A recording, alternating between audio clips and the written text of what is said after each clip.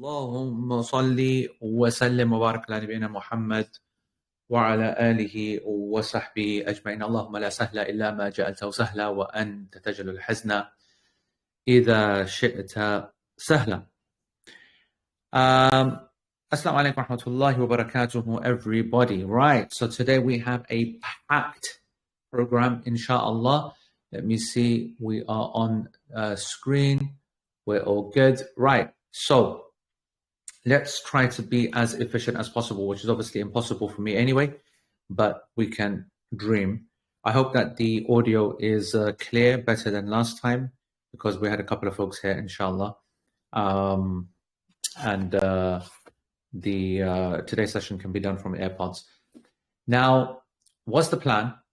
The plan is we have 2 official sessions. When I say official sessions, I mean this is for the general public, and it's very important. And the Hajj with AE kind of cohort always need to be patient, because word always gets out to the wider kind of community, the wider kind of Al-Bayt family, and then the wider people that need to go to Hajj. They then obviously realize, usually a bit too late, but they usually realize late in the show just what we're about and why. Obviously, this is the highest rated Hajj program. This is the highest in-demand program amongst those who are serious about their Hajj. It's not the biggest Hajj program. You'll find a few of the other Al-Bayt guests will take individually 600-700 people, especially kind of the more expensive programs, which I spoke about in the last webinar. The last but one webinar. And I've been maintaining a constant theme in the webinars of telling you what happens behind the scenes, the psychology of the Haji that uses Nusuk, how the Saudis view us in the West and the like. And I've spoken a lot about that so that you guys get a kind of behind the scenes kind of appreciation of what's going on. And so obviously we have a responsibility. And again, I remind you, we're not a Hajj company or a travel agency or anything like that. We have a wider project. Protect This House is our project. The Fiqh Salah is our project. Logical Progression is our project. 3 words which will not mean much for the majority of the people who are listening. And that's our problem and our challenge. And the way we get around that is that we convince folks through acts of ibadah that they're going to do anyway, that it can be done better, and that they should give us the opportunity to show them how. And once we've proven it to them, then they will then start to study and practice their deen properly. Because Hajj, I'm pretty confident that all of you know, many, if not the majority of the Hujjaj are as normal, basic, and non-practicing as the other people who have not gone to Hajj. It clearly didn't have the impact that it's meant to have. It's meant to take you to the next level. And it doesn't. Often the people who are taking and doing the Hajj are delaying it for so long because they have a very secular understanding, a very cultural understanding of, not a religious one at all. And here the irony is that secular and cultural, they merge in their unified objective, versus the religious objective of doing an obligation at the beginning of one's life. That is not the end, last obligation, but rather it's the first, if I can be able to do it, or the second or the third, if I'm able to do it, as long as I have man istata'a alayhi sabila, as the Quran and the Hadith make that kind of how they explain it. Whoever's able to do it has to do it, right? All this delay tactics, X, Y, Z, whatever, it doesn't cut it like our cultural elders and like our secular folks do. So this is a Hajj program for the serious ones. And today, even though we have lots of new people, it is aimed at that wider audience. And I do think that we need to be fairer in these 2 public webinars, one today and then one on Thursday evening, 9:30 p.m. UK time. And that works out to, I say, 4:30 Eastern Standard, because of course we have Americans and Canadians as part of this as well. And that's not to denigrate those folks that are living in other countries, because we're hopeful that they're going to be able to join us possibly with some little moves in phase 2. That's going to be something for later. And then we're going to go private. Then we're going to go dark. Okay. We have to look after our own people. So that's our public service, right? Where we've been helping people all this time. Our team has been helping all of the Al-Bayt family and outside of the Al-Bayt family as well. But then after Thursday night, things start to get real. I have to look after my people. Those are the people who are committed. And that's when we go dark and we start then our private sessions.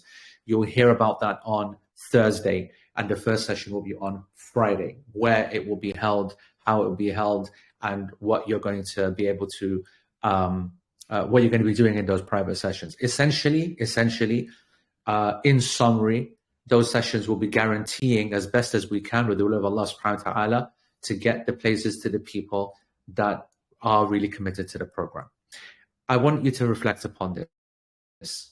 Alhamdulillah, and not because I'm a genius, but because we've been there before. It's not exactly difficult, right? It's not rocket science. When you've been through an experience, not just once, but twice, and you're at the sharp end where you're getting information from the top, of course, you're going to be an expert in it. And me and my team are an expert in it. That doesn't make it as any special than any of the others that have been there since the beginning, okay? But tell me one thing that I've been wrong in. There hasn't been. That's not to show off, but it's to prove to you that when we say to you, trust us, trust the team, trust the process, it's only to make things easier for you guys. For example, I mean, I don't even know where to start, but for example, what a stress the whole thing would be beforehand. That is the Hajj before the Hajj. Yeah, agreed? Yes. That everyone would be verified. Everyone's screaming, dying about verification. Virtually everyone's being verified. You know, the chief had a new person, the chief, Hajj with AE help. Okay, if you message Hajj with AE help, he started a person's brand new application from the beginning with the photos and the passport. 5 minutes later, he's verified. Now, that's a slap in the face for all those folks that did it for, 3 months waiting. Those who did it in November and December and January. It took a whole stress. But I said, didn't I? Or was I right or not? Did I not say that it's going to increase and everybody will be verified? Everything else, I'm not going to bore you about things about we got the prices today. We're going to go through the prices. We said to you that it's going to be between 5 to 10% an increase. We found out that it was on average is 4% increase. Some rooms have gone up 6%. Others, the double has only gone up 3%. So we were right on that as well. And we'll continue to be right, Again, not because we're clever or special, but because we've been through it. And you've got to trust those people who've got the most experience. The irony is that we thought that we were special because we've had 20 years of Hajj experience. Actually, it didn't count for much beforehand. That is going to shine when we get there. Our program is the best when we get there. But there's a whole Hajj beforehand that we needed to learn the hard way, and we did learn the hard way, and that was the last 2 years, especially 2023. It was baptism by fire. That's a pure statement of kufr, but it's okay because my dad is not listening at the moment and she hasn't got the swear jar open. But I want you to know that we learned so much, and then in 2024 we were just a supreme smooth oiled machine, and this year it's been a walk in the park. This year our team is bigger, better. Our group is bigger as well. We have 530 spaces. Why?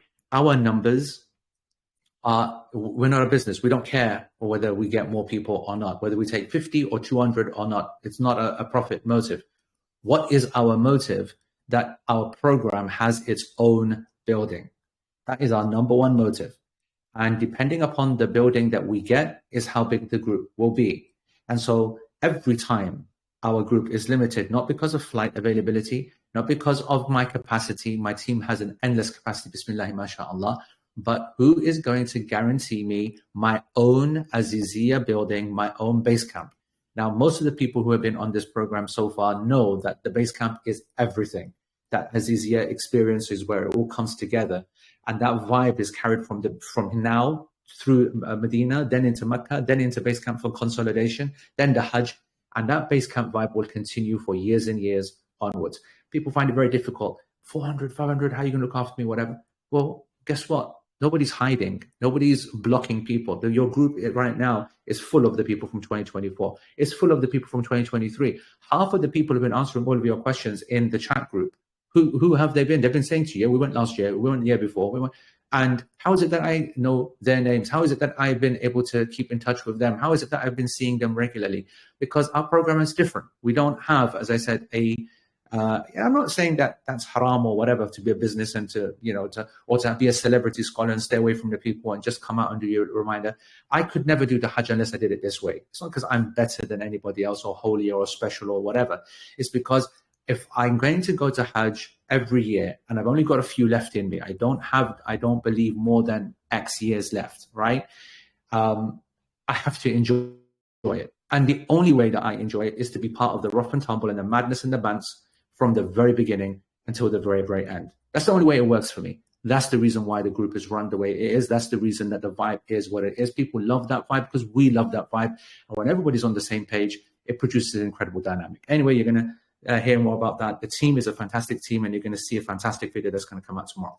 Let's jump straight to what people want. I'm not sure actually what people are wanting most out of this, but I will tell you the following. That what we're going to do is focus on two things today, and then a whole focus on Thursday evening, because it starts 9:30. It's a bit late, 9:30 in the evening.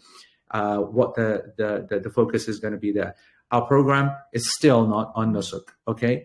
Our program, and the majority actually of the ones that you're waiting for, the proper ones, okay, are not on Nusuk. The Al-Bayt programs that currently are on Nusuk, just bear with me. I've got to make sure that I don't get logged out, which yep, I'm still here. Got to try and manage the Nusuk at the same time. The majority of the packages that you're after and that you're kind of like waiting for, they're not there. The land only or the no flight programs or the public, what they're calling them this year, right? Public programs or global programs that allow a person to buy a flight, they're the ones that are being released. They're a strange type of program, because even the ones who put them out, the companies that put them out, like Al-Bayt, know that it's a shot in the wind. We don't know how it's going to work, how we're going to sell those packages, who's going to be able to buy them, because ultimately Nusuk, or the Hajj ministry, tells each country that you've got a certain limit of visas. So we all know, everybody knows by now, that the UK is around 3,550, something like that, between 3.5 and 3.6, okay? The US is something similar. The Canada is something like a 1,200 and a little bit above, and so on and so on and so forth. And you have Germany, which has like 5,000 or 4,000, and France similar as well. And these are numbers, these quotas are reflecting the Muslim population in that country, which is why the European countries have huge quotas, because their Muslims are many. I've explained in previous webinars to understand the fiqh of this, because they want to try and make it the same. 1% of the Muslim population should go to Hajj, 1%. So that's where the 3,500 comes, because we're roughly around 3.5 million in the UK, probably more when you start counting all the boys that we're hiding under the floorboards and in the restaurants. But publicly, at least, we're 3.5 million. So they give us 3,500. And that's what happens in Pakistan, for example. For 100 million population, they give 100,000 visas. And that's basically what they're trying to match up. However, because we're a cash cow, we give them money, they do increase these visas, but we don't know by how much. And so we don't know what the increase will be, if it will happen or not. And more importantly, we don't know when. So there are only 2 times that increase in visa application quota could happen. The day it goes live, and yes, as it stands, we're still planning for Sunday the 9th, that's coming Sunday. We don't know any different. It could be delayed. I don't think it will. I'm not actually even sure anymore. And it's irrelevant, because people were saying it's going to be a nightmare day. Bro, every day is a nightmare day in Nusuk, not knowing when's it down, when's it up, payments through, not through, there's a bug, there's a exit. It's just a nightmare. Dealing with such a subpar system of subpar people, you just got to have tons of sabr and realize that this is what Hajj is all about. You've just got to, as I think it was one of our khans on that group, let go and let God, right? It really is the essence of tawakkul. You've done everything that you've done. In my group here, so many people have attended the longest, most boring webinars ever, like 3-4 hours each time. I don't know how they done it. May Allah subhanahu wa ta'ala accept it from them. It's easy for me. It's always easier for the lecturer just to carry on napping away, napping. The energy is the other side, sitting there thinking, what the hell is going on? It's 12 o'clock and we're still here.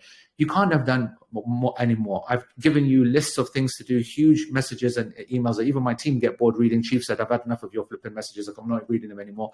It tires them out. And yet you've been following everything. You've done all you can. It's so important to put your maximum effort and keep your intention. So whatever happens afterwards, at least you get a Hajj in the bag, at least by intention. Whatever happens afterwards, whether we have to go for another year, whether we do another plan, at least you get this in the bag. So remember this in its essence. So when it comes to this program, even though it's not on Nusuk, today we can do a lot. So the 2 things that we're going to do today is A, go through the finalized pricing and announce that and whatever. We've been prohibited from putting anything in writing. So avoid the screenshotting. I know it's very easy to do. Everybody knows the prices anyway because they were exactly what we predicted. But out of respect to Al-Bayt, whether or not it's something that, is deserving or not or whatever, not interested in that. But I'm going to show you the presentation until it goes live on Nusuk. And to be honest, it actually makes sense to wait for Nusuk. It probably go live tomorrow. But there can be these little changes. We notice that like by 1 riyal, 2 riyals, you might say that's not a difference.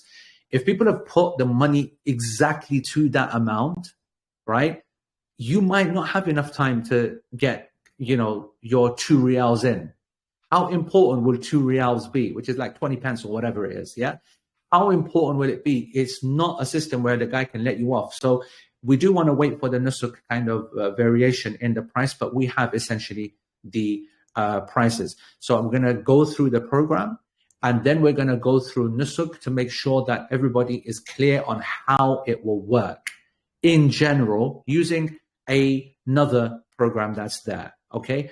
On Thursday, when our program is there, then we're going to focus the whole of Thursday strategy. And this is all strategy. This is strategy 2, and then strategy 3 is on Thursday, is me going through your backup plans. So I'm going to show you what your primary plan is, your secondary and your third and your fourth and your fifth. That's similar to the concept of preferences, but not really. It's about you knowing and understanding what is going to happen when we go live on Nusuk Day. Now, obviously on Friday, Saturday, Sunday, we're going to be having constant webinars and constant, sessions and private sessions. We're going to have groups that are going to be helping and blah, blah. I'll speak about that on Thursday. But Thursday essentially is how to actually nail it down, how to get through, how to get the backup plans ready, and how to then go to the next stage where you get more specific help to those who are really, really committed. So I hope that makes sense. So today, inshallah, is going to be the presentation of the program, then showing how it works on Nusuk, and then Q&A. And then on Thursday is going to be the actual program on Nusuk, where we physically now start putting it into our e-wallets, put it into our checkout baskets. We configure together, so we'll physically then configure the program. Everybody will be able to do that, and I'll show you the variations and the like. And then the next, then the backups that I'll tell you about, and then the next few days after that will be private. So, Bismillah, let's hope that this works. Inshallah, I'm always doubtful because I'm not very great with this, or I seem to have problems with it. But let's see. How are we doing with that? Is it working or not? Looks good so far. Okay, there we go. Nope, it didn't like that at all. Are you still with me with that? Yeah, I'm here. I see your desktop, but the slideshow hasn't opened. Has it opened now? No. I want to say that it has, but because it's on my screen, full screen is. I see it now. It just took a minute. Okay. All right. Good. All right. So this is the document that's going to be released, inshallah. Okay. I'm not the narcissist ego thing. I did not design this myself, and I'm not bigger than the Kaaba. I'm not bigger than anything. We'll have to have words with the design team about that. Now, I think what's happening is everything is slowing down. I don't think it's going very smooth, is it? Is it with that?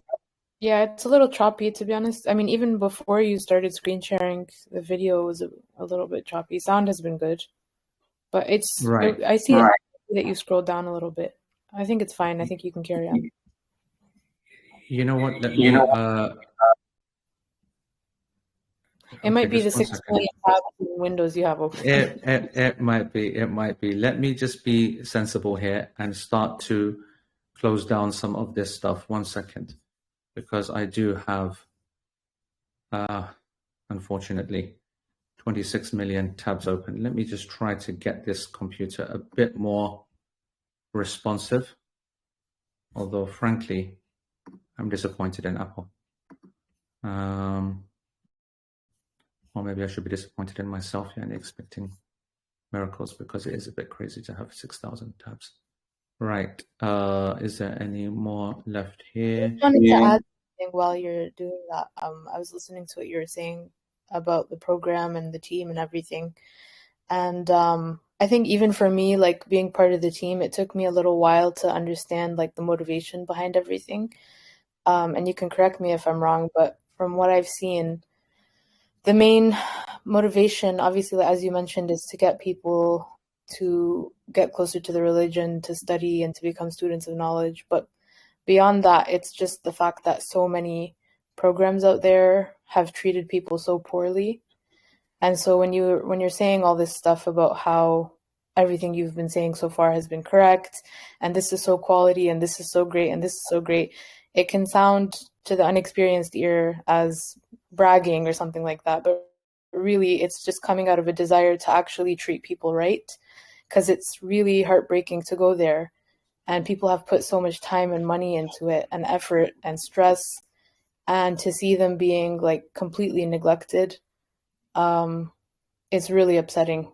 So that's kind of what I've picked up, being a volunteer on the team, is that you see that year time and time again every time that you go, and it's coming from a desire of just wanting people to get what they deserve. Jazakumullah khair, I appreciate that, with that. Folks, I want to say, we made a video, but we cut this out. Okay, we made a video, but we cut this out because we didn't want to cause fitna, right? We didn't want to upset people and the like. One of the things that disgusts me, and it's a pet hate, is what I call halal abuse, right? And halal abuse is where people, in the name of deen, are made to feel like they've received some kind of favor because it's in the Islamic sphere and you're not meant to complain. And I want you to just, and please allow me this tangent, folks, and I want you to just focus with me and listen to this message. The Muslim community is the most ridiculously loyal group of people on this planet. We are cultish to a capital C. Just take your weekly Friday sermon when you go to the masjid to listen to the khatib. So many of you are burdened with having to listen to the most weak, poorly prepared dross coming out of a so-called khatib, scholar, or imam's mouth. Not all of them, but so many. I am qualified to make that statement because I know and I teach and I train khatibs, okay? And the lack of preparation is astonishing. The goodwill that they have and that they take liberties with, when they go and stand in front of the people and they will just wing it, blag it there and then. No preparation, no planning, no speaking into a mirror, no timing yourself, no, understanding whatever. Whether it's, so that's just quality, whether it's agenda-based, whether it's just basically becomes, instead of a 1 o'clock khutbah, it becomes the news at 1, just regurgitation of the ummah's news, not actually focusing upon the people. And how many times, what's crazy is that we're in the era where the person gets upset by one tiny thing, they go straight onto Google reviews and they destroy it. If this was a restaurant establishment, you'd be dead, okay? It's game over. And even by the way, how many of us Muslims, and I am that guy, I put my hand up and I say, yeah, I'm that pleb. Yeah, I am that pleb who will eat the worst. Me and Shaz went to this Chinese. Shaz, are you there, bro? I went with Shaz and we went to this Chinese place, right? And it was so poor. And we're sitting opposite each other. Wallahi, if this is a word of a lie, I go, Shaz, what is this? And he goes, and I go, do you remember when... So depressing. But the depressing part is that we were eating and I said to him, this is horrible. This is actually, I can't believe we're paying money for this. And the manager came over at that second and said, can I ask, how's the food? And I go, oh, it's fantastic. And she goes, yeah, that's great, mashallah, it's great. And I said to myself, what have I just said? I've openly lied. I openly lied because I'm pathetic. Because Muslims are pathetic like that, right? And people think this is to be, this is good character, and this is so nice, you didn't want to upset the owner, and he's a Muslim and he's trying his best, and blah, blah, blah. Bro, I paid money for that. But because I'm weak and I don't want to, I genuinely don't want to, I just don't want the aggro. I don't want him to spit in the food. There's still another dish coming, right? I don't want him to give it the special treatment. I don't.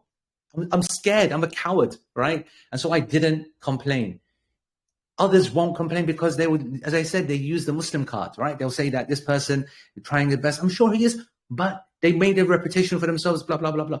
I just want to say that that is a thing in the Google era where you have any kind of problem, you can go online and you can just, blast that person.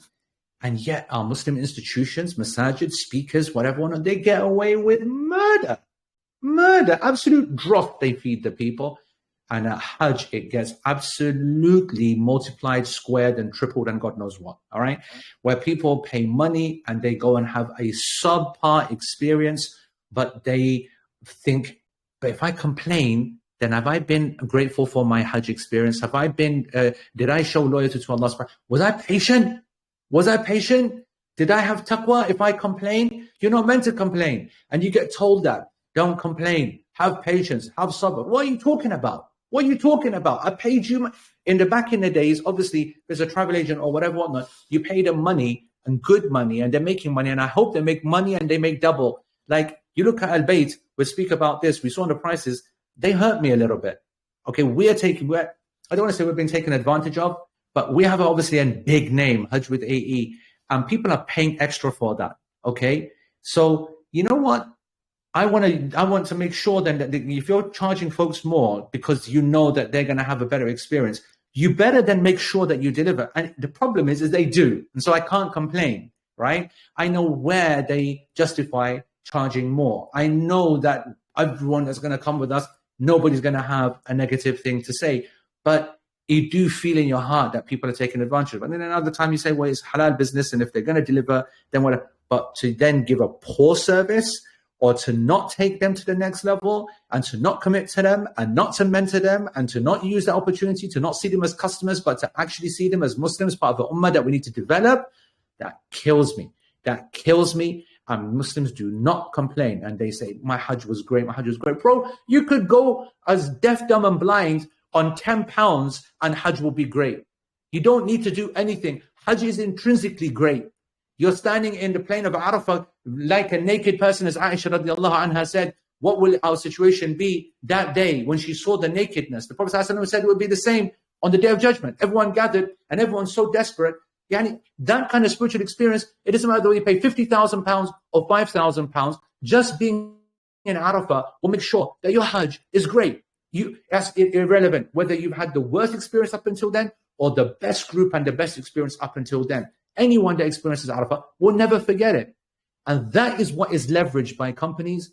And that emotion is what is being used by people to make you believe that they gave you what you deserve. And it's not true, because they don't. And I don't need to prove it to you. You will see it yourself this year. You will see all the other people in the other programs. We don't get it like yours. We don't get attention like this. We don't get private sessions. I didn't get support in this. I didn't get told the lessons beforehand. Blah, blah, blah, blah, blah, blah. It is sickening, and we can't do anything about it other than to make sure that we have the biggest organized group, take as many people whilst we can, whilst we have the ability. Anyway, that's enough. Right, folks. Let's jump straight into thingy, because I'm sure that people are saying, what the hell's going on? Right. Let's try and see if this will work. Bismillah. All right. And this is, this is the one, isn't it? Oh my God, it's gone slow again. Bro, there's literally nothing on my,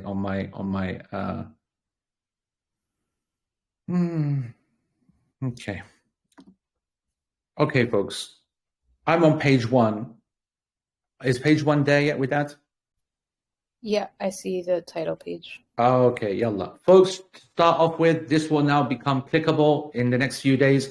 or by tomorrow, whatever. These codes are the ones you're going to need to know. We're going to put direct links so that you're going to be able to go to them immediately. But we are all A1400U, okay? That's our program code, A1400U. When you type that into the search bar on Nusuk, or in any kind of way, whether you try to find about al-bayt, whatever it is, and you'll see this when we're on Nusuk, and you'll see this when I make a video tomorrow or Wednesday, and you'll see this in real time on Thursday as well. Let's go through the program. We don't actually, most of you have seen this already, so we don't need to go through this in much detail. All this is some blurb, blah, blah, blah, blah, blah, blah. Okay. And you know that the team, that's obviously myself, Shaykh Abu Eesa, and then the rest of the gang is right here. Watch for this sick video that's coming out, inshallah, tomorrow. Blah, blah, blah, blah, blah, blah. Okay.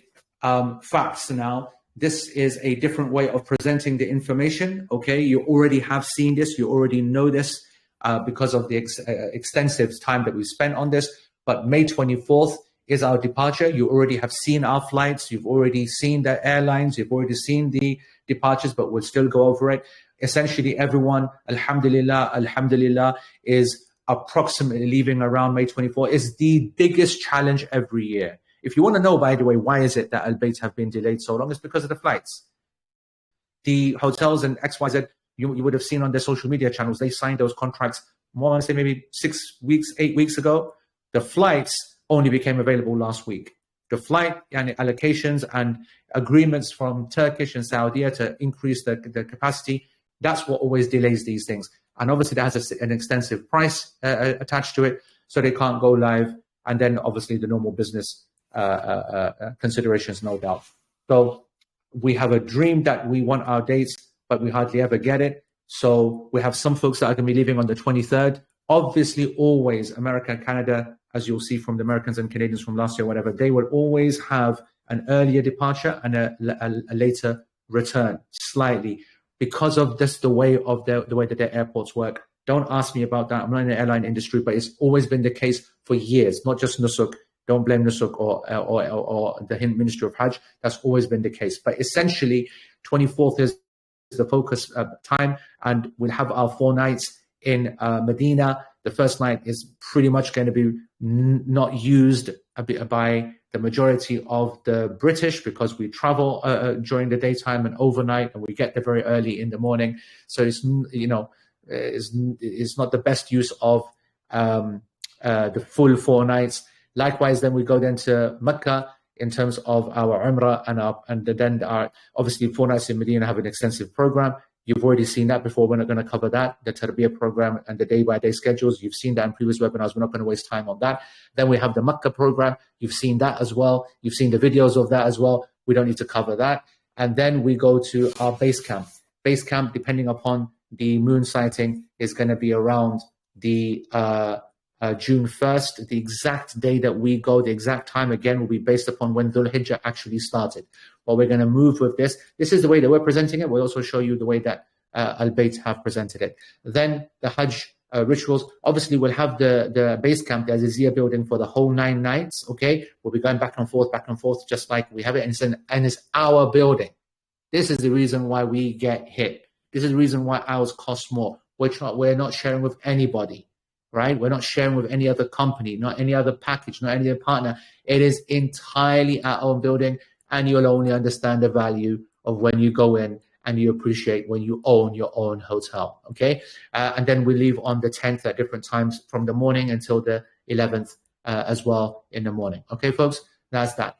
We already know our Medina hotel, which is Dalla Tayyiba, my favorite hotel in Medina. Okay? My favorite hotel in Medina. Its location is fantastic. Its food is fantastic, and it's I'm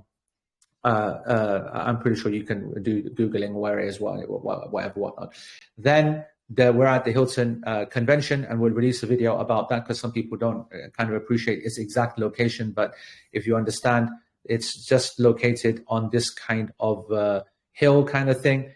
And you come down here and you're straight into the Haram. This is where the extension is, this whole area here.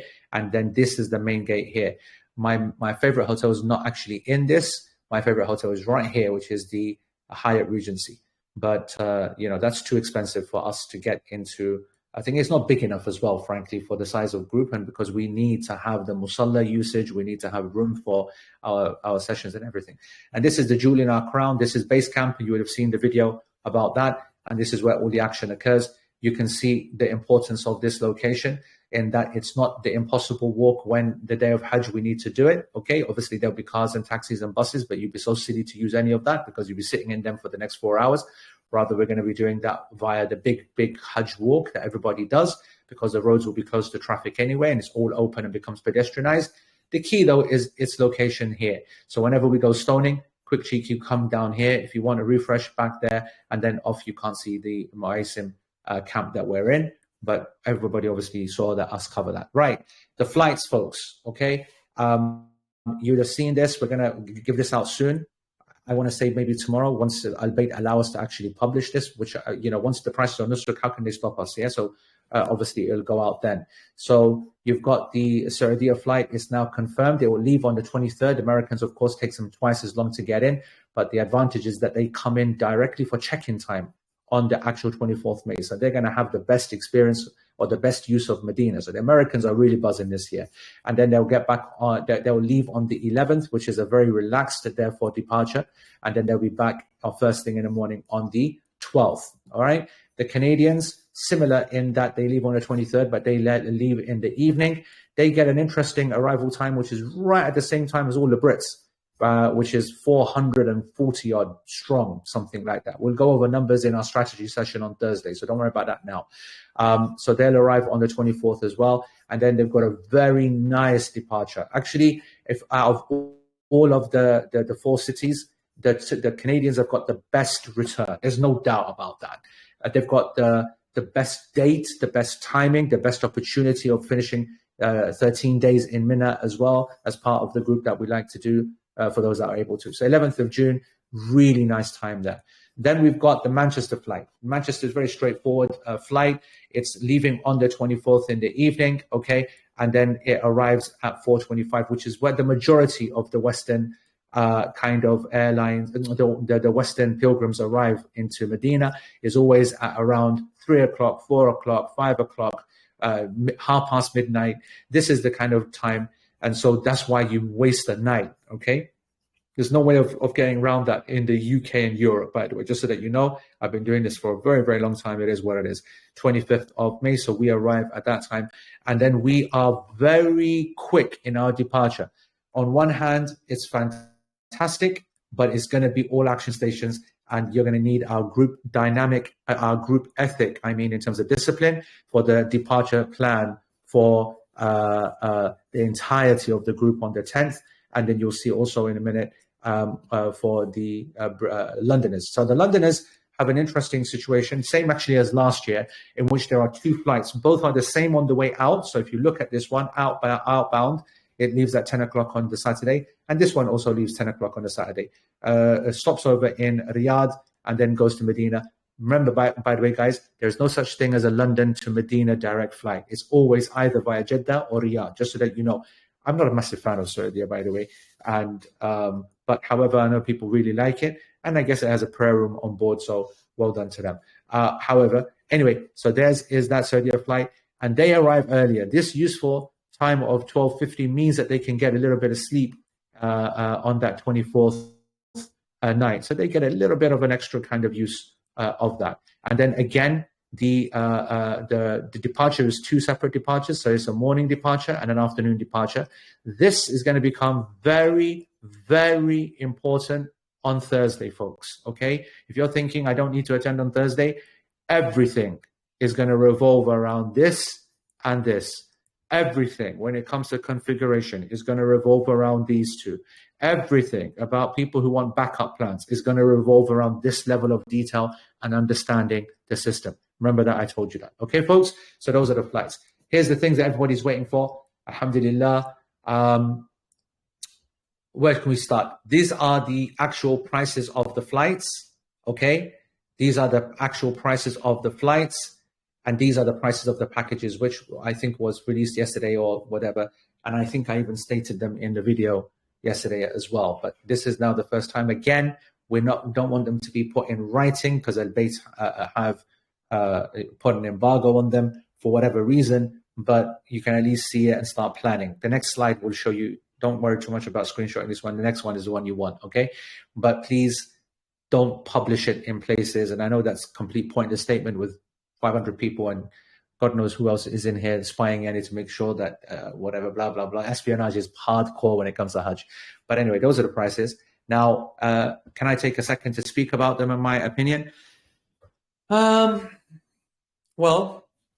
this price is exactly 6% higher than last year. This price is 6% higher than last year. This price is 3% higher than last year, all right?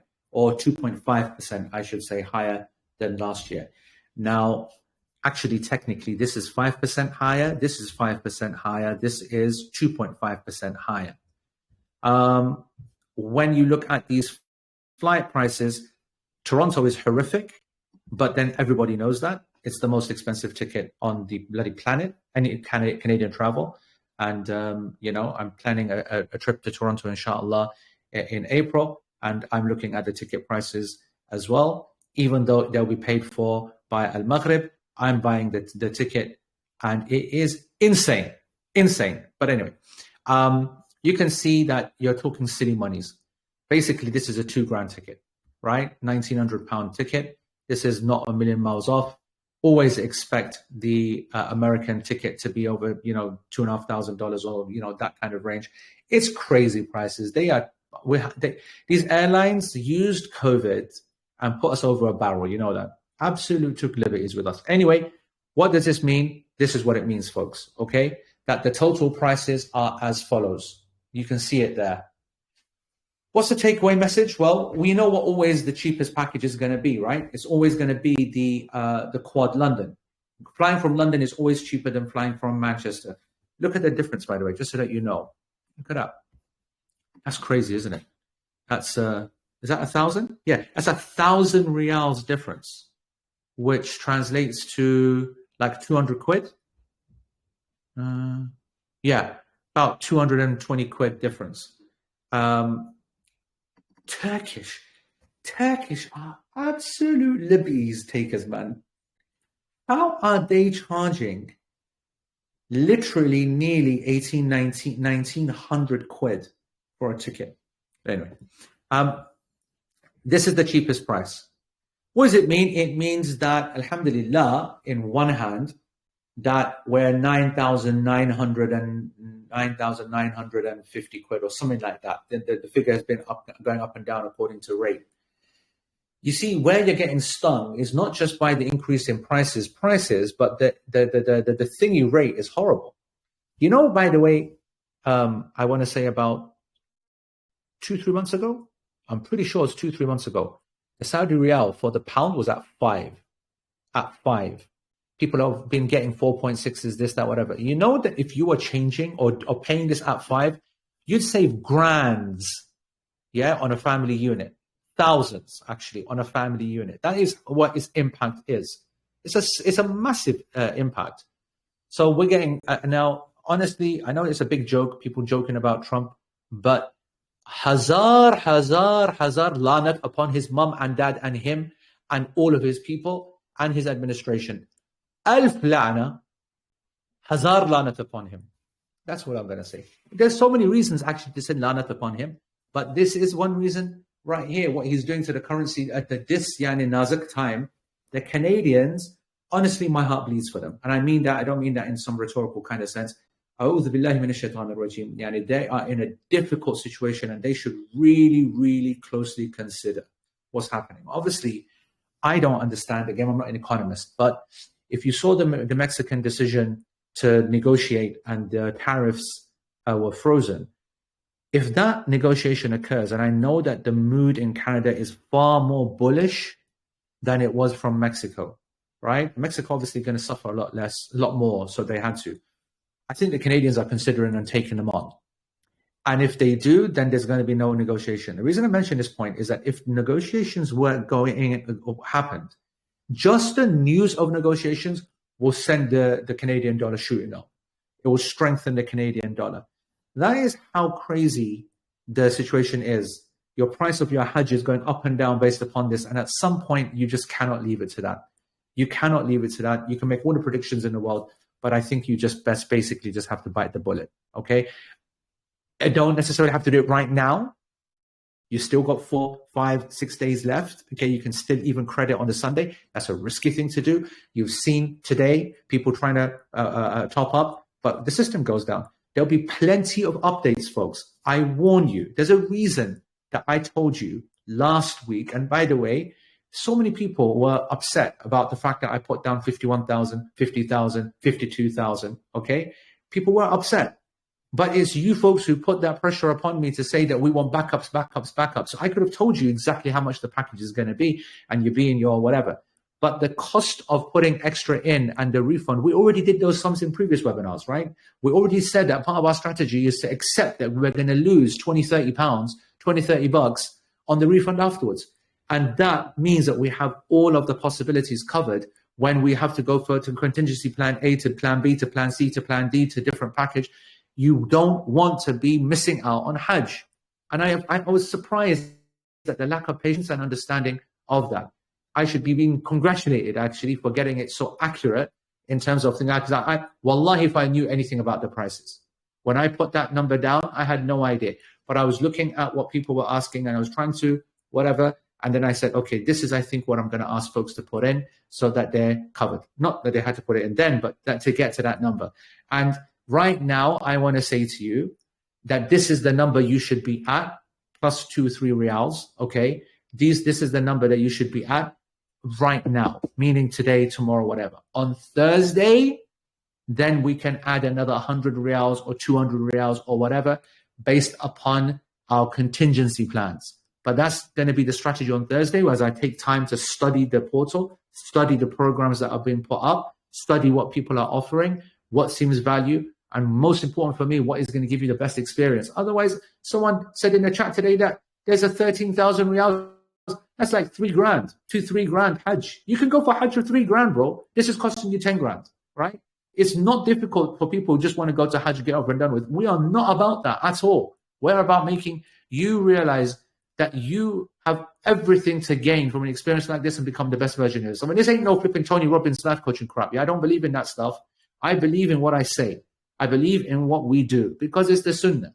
The Prophet ﷺ has already given us the template. You just need to be inspired and see it in yourself and live it. That's all you need to do. So Hajj is not difficult to go to or very expensive. But anyway, so that's going to be later for Thursday. So these are the prices. What does this mean? It means that the cheapest program for Hajj for the UK can be done for around 9,900 quid, plus minus, depending upon the time you strike. And it could be above 10,000 by the time that you top up as well.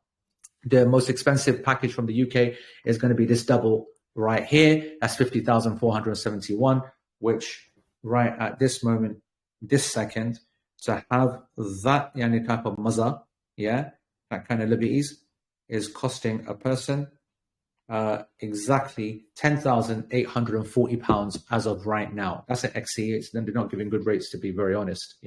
But £10,840 pounds. So you're saving roughly £1,000 by going at the quad thingy. But also, it's not just about saving money. I've been telling folks to consider quad, to consider other rooming things, because for me, it's not just about saving you money, but it's also about making sure you have a good experience. And a lot of people are hell-bent or heaven-bent, hell-bent, who knows, on doubles. I want privacy. At the most unprivate event on this flipping planet, okay? And they're like, yeah, you know what? I'm going on holiday with my wife. Bro, it's just causing yourself trouble because you end up with, it's a shock to the system to go from, a double room with your wife to a huge mini tent with everybody sweating and I hope that you didn't tell them that with that, because you basically spoiled that kind of thing. But this is actually the reason why I refuse to change the program. Do you know how much pressure back in the day the travel agents would say, please, we'll pay you this, pay you that, change it because our people don't want it. I couldn't give a monkey's what the people want. I know what's going to be best for their Hajj. And when they are in a non-shifting, Majar Kabsh, VIP double program, and they suddenly get hit with Mina, right? And they suddenly then get Arafah. Do you know how many people I've seen go into shock? We're Westerners. We're pathetic. We don't have the life skill and life strength of our Eastern and our ethnic family members, right? We're not our parents. We're not get up, yani, let's get on with things. We are molly-coddled poodles, right? And we want our modern conveniences and our luxuries. And listen, it's not haram. That's okay. But don't take that attitude into a scenario where you're going to go into complete, it looks like you're going into cardiac arrest. I see people, they're just like, their eyes are empty. Like, what's going on? And they turn a toilet into Shaitan Netanyahu, a AK-47 to the head, and a suicide vest. And they combine it all together. But you throw in an ilachi that's hiding in your biryani that you weren't expecting. And it creates a fear and a dragon that makes zero sense, because they have mollycoddled themselves into a certain mindset. We intentionally, you have heard me from the beginning, saying, guys, get away from the family structure a little bit, breathe a little bit, and also try to share a little bit at the early stage. And the hotel part, the nicest part of the whole trip will be Medina. Even though the hotel in Mecca is more luxurious, far more luxurious, by the way, okay? Because all Medina hotels are on a stay of destruction, as I covered in the webinars. They don't get invested in. Five-star proper. Medina hotels are like 3 stars, all of them. They can call themselves 5 stars as much as they want. But the actual highest ones are anything. Yeah, you're going to enjoy Medina the most. And I design my package so that you come down like this, nice and slowly and graduated. And so therefore, no stage are you in, oh my God, what's happening here? So you start off with absolute, mashallah, luxury and so much fun and everything's calm. Then you go to Mecca where it's crazy, but the hotel is still kind of, so you're now maintaining that level. Then we go to Azizia where the conditions are a lot now more like a motel, and you're all definitely 4 in a room. And now you're with people you didn't know. And now you're with the agenda, whatever. And then suddenly when you're now with a group of 200 women, it's not as such a problem as jumping from, so we've come down to there, then comes down to there. So that when we get to Arafah and we are now 500 in a single tent with no division, right? Sweating like slaves in this one massive tent that can't be air condition controlled because it's on the hottest day of the year in the middle of the desert, okay? All to run up to Muzdalifah, where you are sharing the ground with 1 million people in one area and 1 million people over there, where there is no space except to lie down on top of one another. You will not care. You will not worry about nakedness or nothing. People go into shock unless you have been prepared and planned. And that's what the Tabiyya program is. Everything is intentional. Always coming down, so that you appreciate each point and value it, but also don't freeze at the point where we need you focused and to enjoy the experience. Think about that. Right. Anyway, those are the prices. I'm pretty sure everybody's screenshotted that, even though I said don't, but that's okay. That's the package summary. That's how that's how Al-Bayt present their kind of way of explaining the program. So you can see the days, and it's okay. It's a bit confusing this though, but this is the day that, people are either leaving and some people are arriving. Obviously, we're all one group all together. There is no, that's the reason I don't have a second group, third group. It's not possible to have that and focus upon the people to give them the experience and myself to have the experience. I want to be there from the very, very beginning with the same people, and I want to be there at the very, very end with the same people. That's my vibe, and that's what you are going to benefit from. We all come start around then. Wednesday is the day that we then move on. As you can see here, we're not spending the night here. This is this is why this way is poor. I didn't like it, but still, Wednesday is the day of movement. This is actually a night in Mecca. Okay, that's a night in Mecca. That's a night in Mecca. That's a night in Mecca. That's a night in Mecca. And then we'll leave in the morning here, right? Maybe a little bit later. We'll see. Play that by ear. Always this movement is played by ear, depending upon when the start of the month is. It's all about the start of the month. Are we going to have 30 days? Or sorry, beg pardon. I'm looking at the wrong date here. This is the decision. We wait until here to make the decision of when to move to Azizia there, all based upon what the moon sighting of the Hijjah. And then we're going to be in base camp for at least these 2 days, and then move on the 8th to Mina, and then on the 9th to Arafah, and then to go to Muzdalifah. And then that's the big day of Hajj, where we're going to do our big walk, and we're going to go back to our base camp, then back and forth to base camp as we're in Mina. And that's the day that then we start to get away. That, folks, is going to be Hajj 2025, and it will be a pilgrimage to remember. These photos that you see here are from Hajj 2024. It was sick. Bismillahi mashallah. Right. Now, oh my goodness. Danish, you're going to have to get me in because OTP, please. All right. So whilst one second. Whilst we're doing that, you can actually read the number out to me. That's actually easier when it comes. Let me just. So these are the prices. Oh yeah, these are the it's prices. 130. 1 second. 130. Yeah, 130.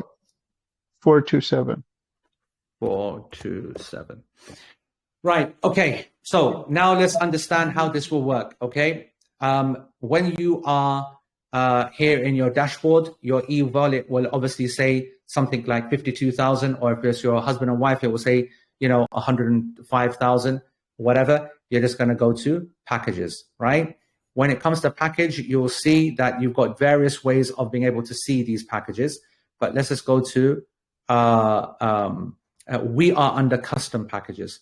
So this actually shows how many are custom packages, and a custom package means this year one with a flight, and our program is a custom package. Okay, our program is a custom package. Let's see whether there's any Al-Bayt packages up at the moment.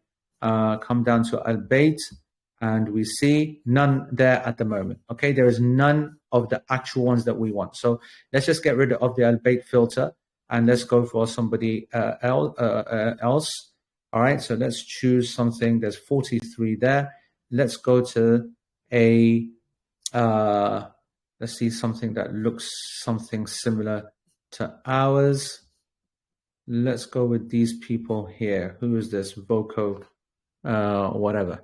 Let's just go with this guy's here. So the first thing is that imagine this was, and in here, you would type in, so see, these A10,000 and A9,000 were last year's programs, man. Oh my goodness, memories. A14,000U is what you'd press, or A14,000. Obviously, it's not there. And I didn't want that to search, but okay. It's not there, but just so that you know, that's going to be the way to find it. Now, has it reset everything? No, it hasn't. Yeah, okay, good. So let's just imagine that this package here, this Voco blah de blah, okay, was our program. You first of all can just press the heart button right there, and it becomes a preferred package, and then you've got that. Okay, so let's just make this our preferred package, and you can see this interesting metric. How useful this is going to be, I don't know. 28 likes is indicating some kind of, giving some kind of indication how people are seeing it. All right, let's just put it like that.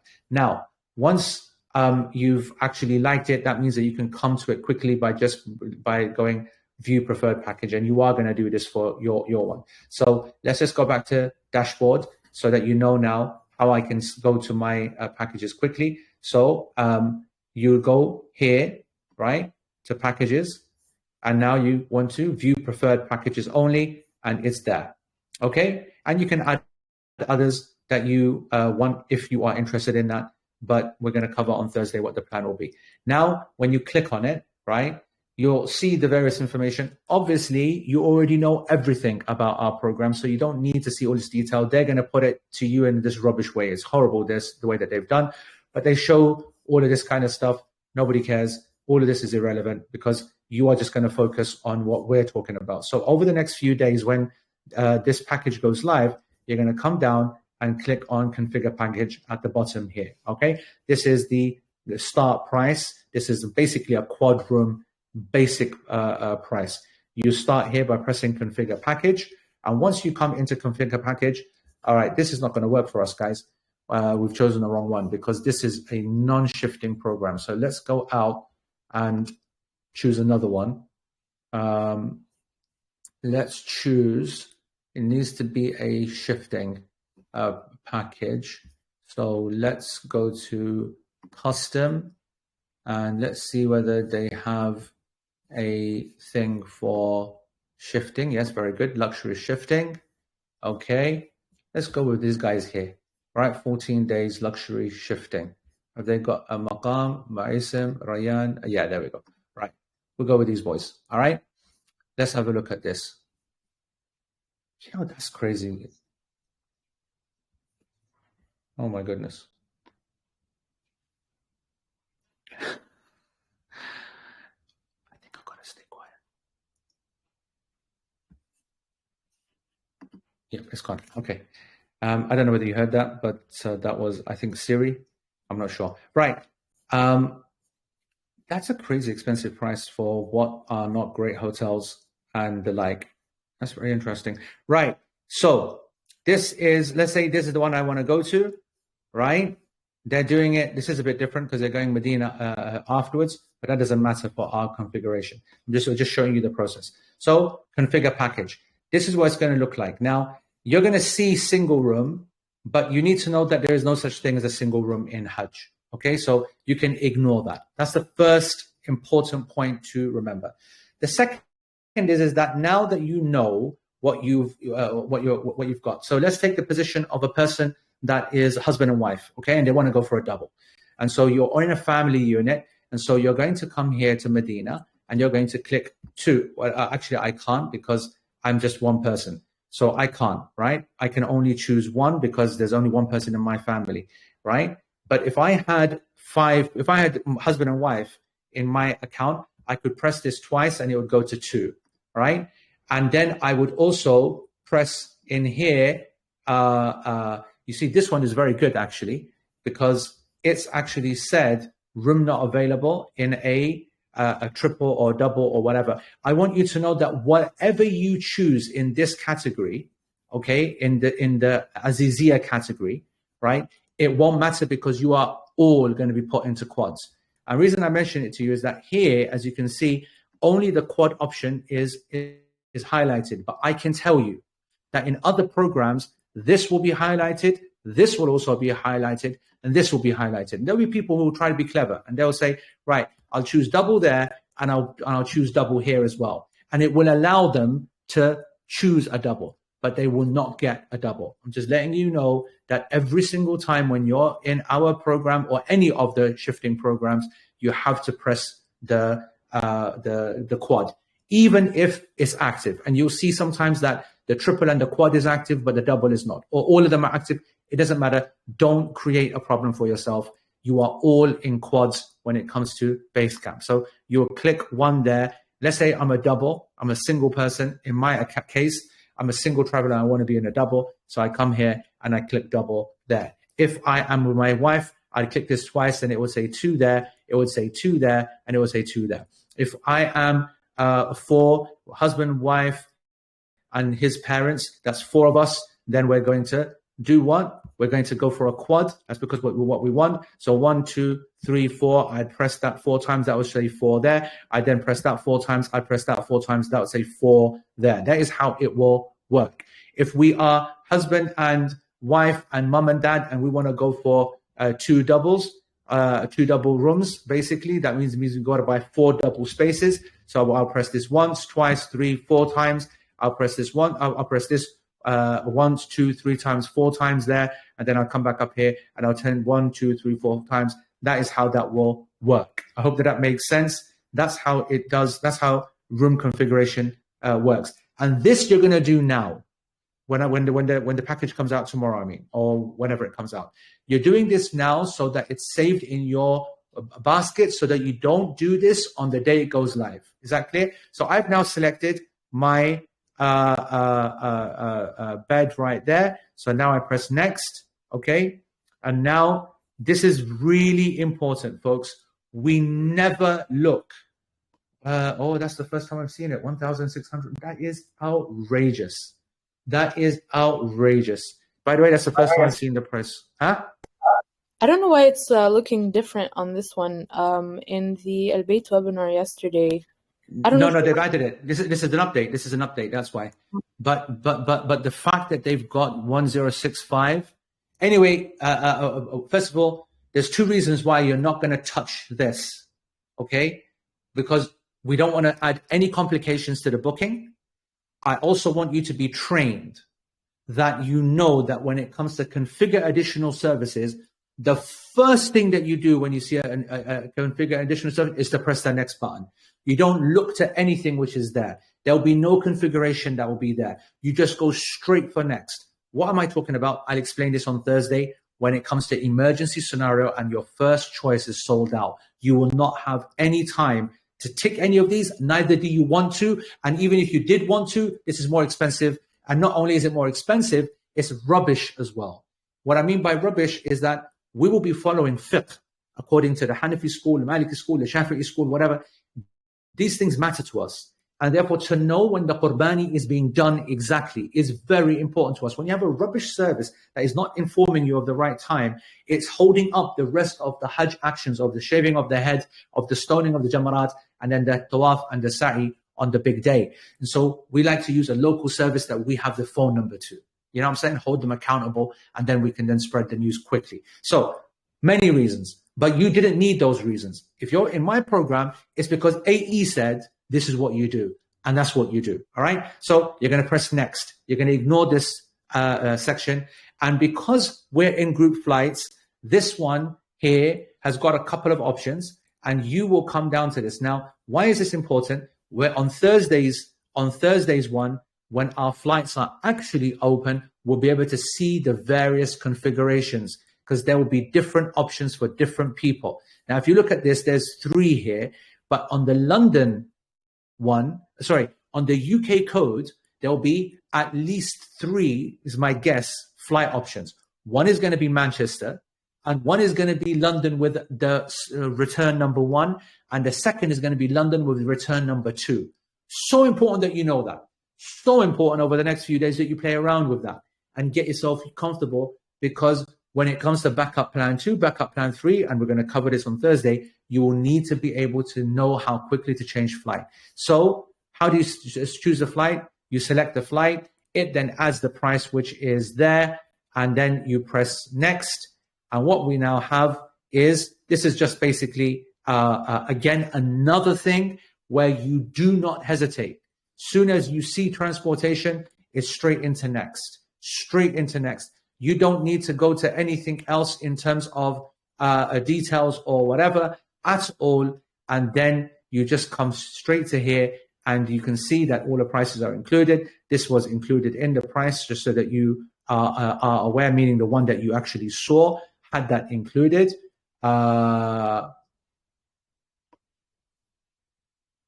Is that right? Yes, that is right. Is that right? Folks, just give me a second to just think here. If this is saying 57,000, it showed the price. All right. You know what we're going to do is we're going to prove to ourselves what's happening here. Anyway, you're going to press save configuration. Okay. Look, read this message. Please note that the number of package preferences is greater than its allocated capacity. To increase your chances of purchasing a package, we suggest preferring additional packages. That's fine, no problem. But we only want this one. So we're going to now save it. It's just telling us that that's fine. However, individual flights, this is irrelevant to us because we're buying a group flight where the price has already been settled. But in a custom flight, you will not be able, sorry, not in a custom flight, in the global flight where you're buying the flight, you are not able to actually save that because the flight prices are going up and down based upon supply and demand. The Musafir's GDS system, which is going to be inside, is exactly like Skyscanner. You know, one that it knows that you're looking for a flight, then it increases the price. That bagherity is going to happen again in this system as well. Anyway, you press OK, and now look, it's there. So when you're in your package, okay, when you're in your dashboard, it is now there. It's waiting for you. It's all set up. Now, what that means is that when the situation comes to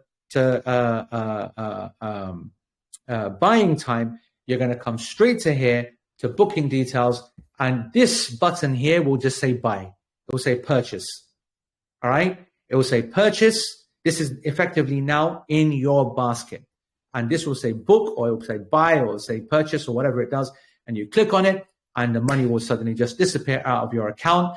And then you'll get an invoice immediately, and it'll appear on the screen, and you'll get an email as well. So I hope that makes sense. I want to get rid of this. So we get rid of this by how do I get rid of this? I can't remember how you get rid of this. I think no, I want to get rid of this, guys. Bear with me. How do I get rid of this? Can I go back? There's got to be a way of just being able just getting rid of it completely, surely, without me having to do this. But anyway, let's see. This is a crazy way of doing it, but let's just zero this. I can't remember how to get rid of it, guys, so we're just going to do it like this and then remove it. Right, okay. Now, let's just go back to packages. Actually, let's go back to the dashboard to see that I've got nothing. Oh, it's still there, flipping heck. All right, okay. All right. I can't remember how to get rid of it, but it doesn't matter. What I just want you to actually see is this Al-Burj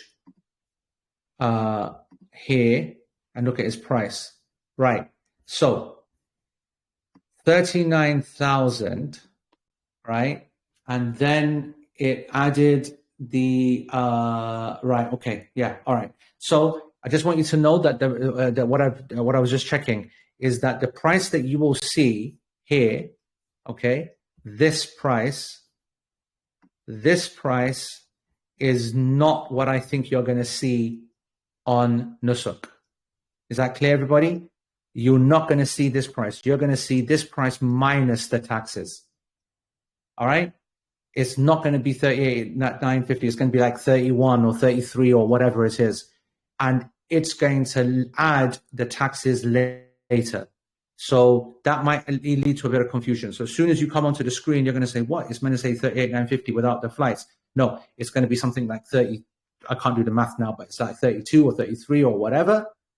And then once you start adding the rooms, then once you start adding the VAT, once you start adding the flights, then it's going to start building to this price. Where is it? Where is the... right, it is the wrong thing. Oh, it's the wrong one. Sorry, I beg your pardon, guys. I was in the wrong one. Then you're going to start to see this price. That's the price that you're going to see at the end when all said and done. Anyway, this is going to become obviously more accurate when we do it, inshallah, on the Thursday when it's on Nusuk itself live and we can then cover it. I hope that presentation made some kind of sense. The people wanted me to tell you that you go to your basket at the top and click empty basket. Right. On dashboard. Right. Okay. That's fine. Khalas. Jazakumullah khair. We'll do that next time, inshallah. Right. I think that that's pretty much everything that I wanted to say. And we can now do some Q&A now, folks. Yeah? Just before we get started, Sheikh, I don't know if you wanted to address the question some of the admin received about seeing some other packages that had similar kind of hotels and stuff like that, but different pricing. You mean like cheaper, you mean? Mm. Yeah, I mean, that's going to be unfortunately, we are a victim of our own success. Al-Bayt clearly leverage off, listen, I love Al-Bayt and there's a reason I'm with Al-Bayt because they're able to give me what I need, right, to produce this program. The program's first for me. Al-Bayt is not first for me. It's the people that are first. And I need to make sure that my students that come, because half of this program will be people who have been studying with me already, just so that the rest of the other half know. And inshallah, the other half will join as well, right? And so Al-Bayt clearly, they know that this program is the highest rated. In their markings, it is the highest rated. It is the least complaints. It is the most organized. And frankly, I think you can see all of that for yourself anyway. And they leverage off it.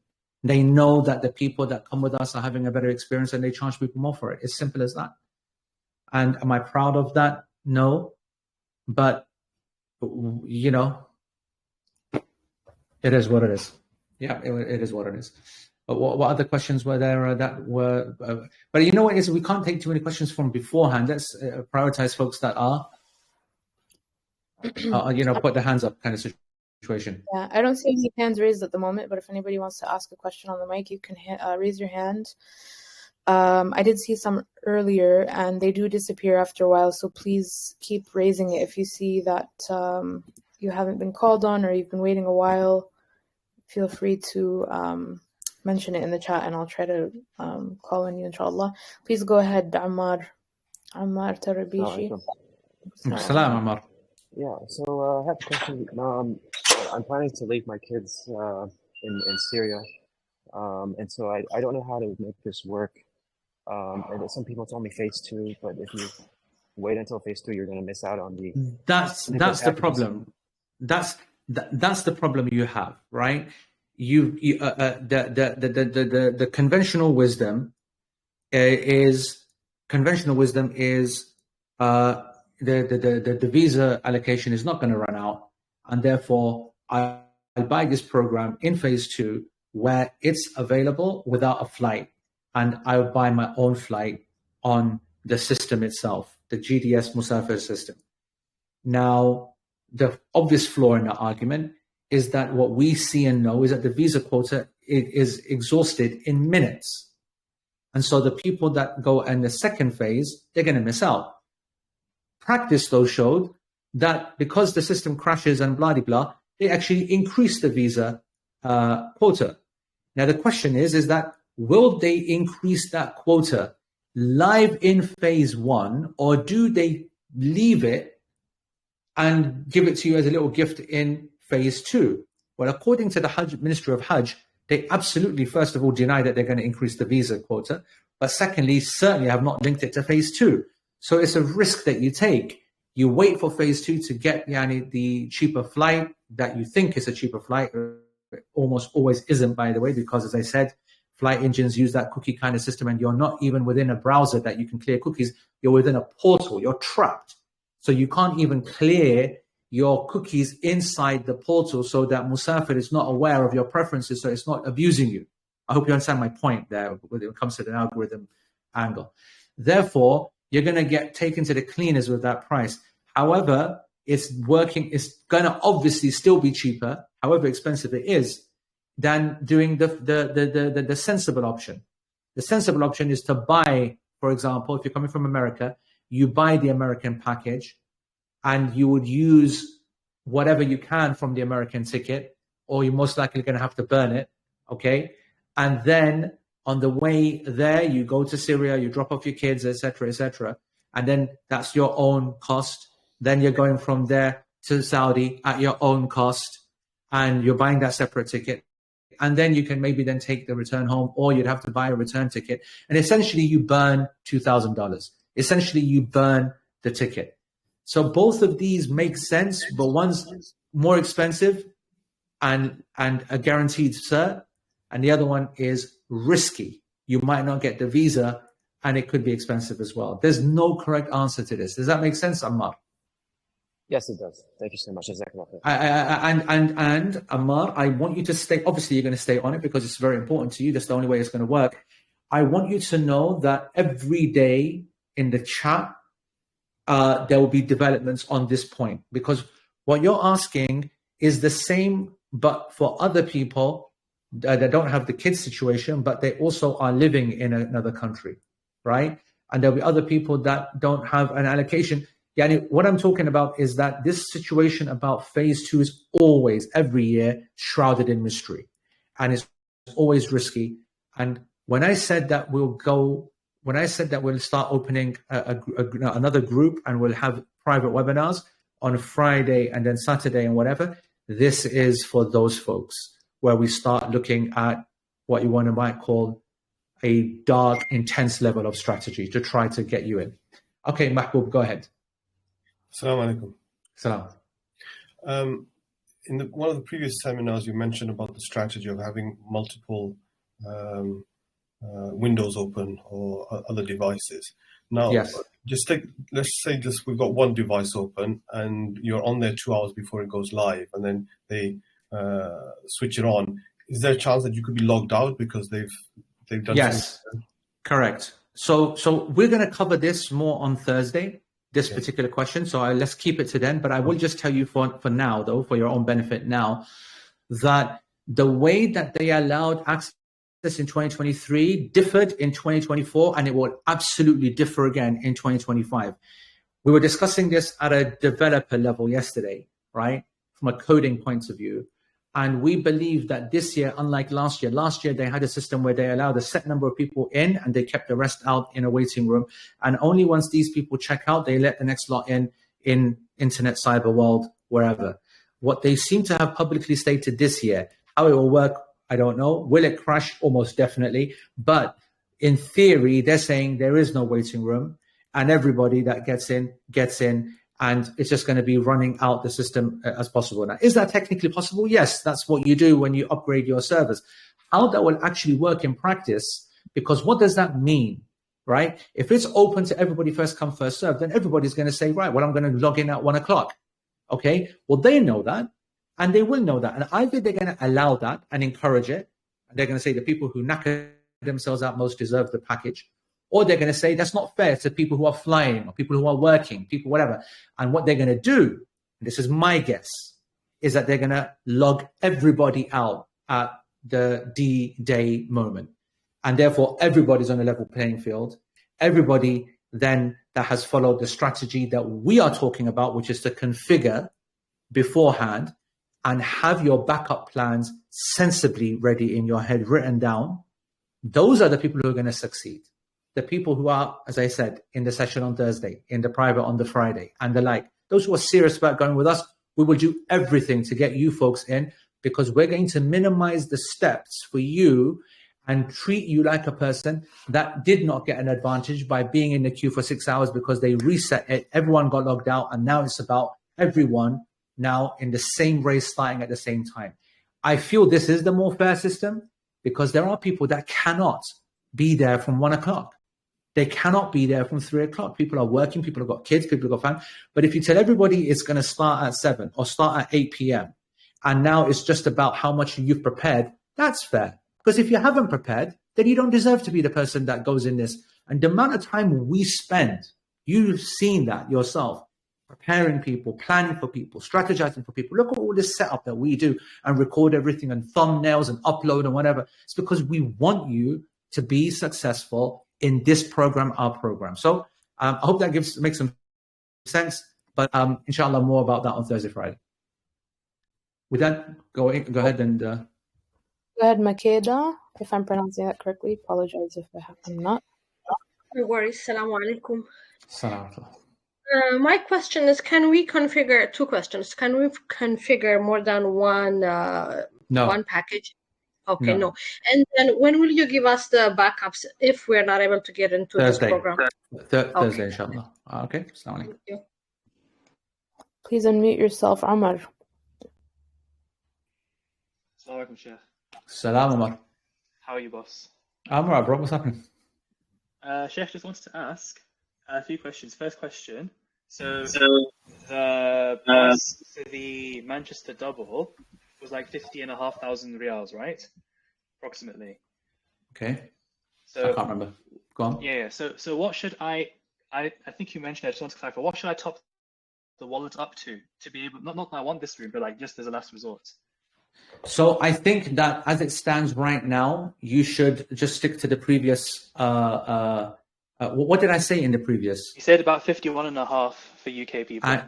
And what is it right now? What was the Manchester double? 50.5. Yeah. So I think that my number was right, because if we have to jump to a separate program and we don't know what that is, but the truth be told,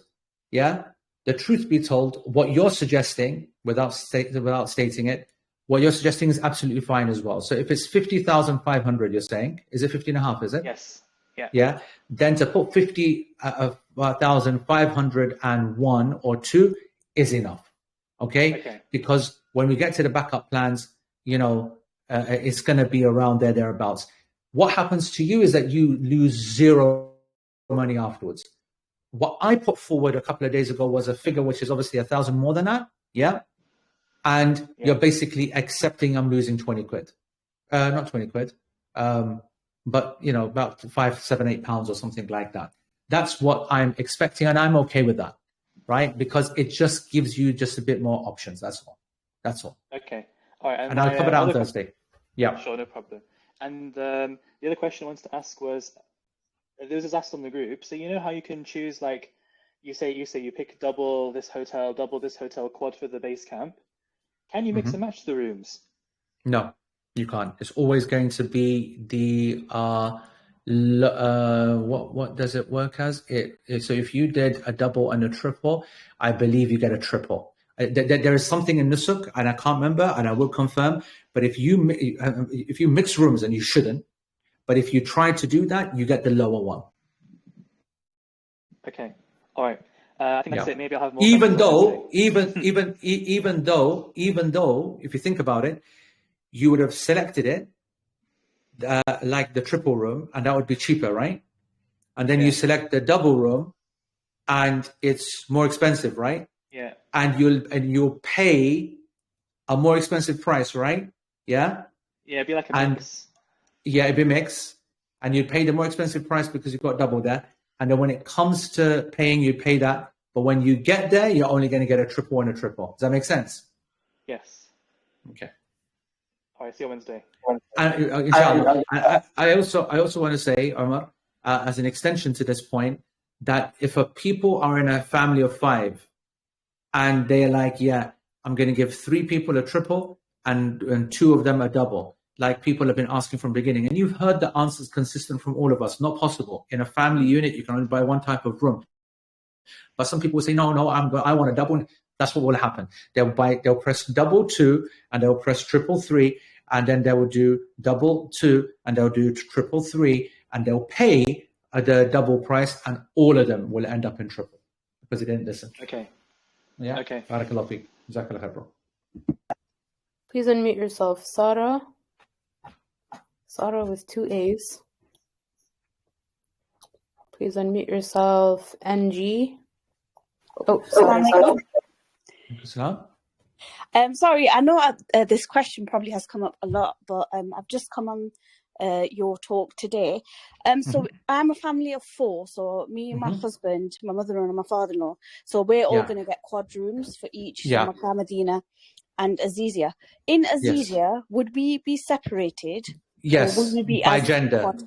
So you and your mother-in-law will be with 2 other ladies of like-minded nature that we will deal with, and your husband and his dad will be with 2 guys in the same building next to each other. Like I said, we own the same building. You'll be like 30 seconds separate from each other, but the rooms are all divided by gender in Azizia, in Mina, in Muzdalifah, in Arafah, in all of the Hajj parts. And it is all gender separate, close but gender separate.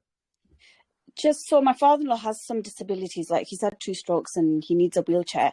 So did you watch my medical thingy? No, so I need to still watch that. You need to watch that. It's in this channel that you're watching this now. You just got to go up and watch that. But regardless of disability, because his son is with him, that's the most important thing. Okay. And yes, as long as he fills the form in, like because obviously our program is very controlled and we do things our own way. And so as soon as you're done and registered, inshallah, and you're successful in the program, you're going to receive an incredibly important and detailed form. And as long as everybody answers that accurately, whatnot, then they will get the appropriate room that will help them in their situation. Okay, that's fine. Jazakallah. Thanks very much. Yeah. Please go ahead, NG. Assalamu alaikum. It's a question about travel insurance. I don't know if you have a view on this, and if you do, could you explain what the position is for travel insurance, please? Thank you for asking this question, because I'm going to mute you because of the feedback, but then just unmute yourself if you need to ask a follow-up, okay? Yeah. Guys, someone actually even linked the money saving expert, which is the master of all this stuff, okay?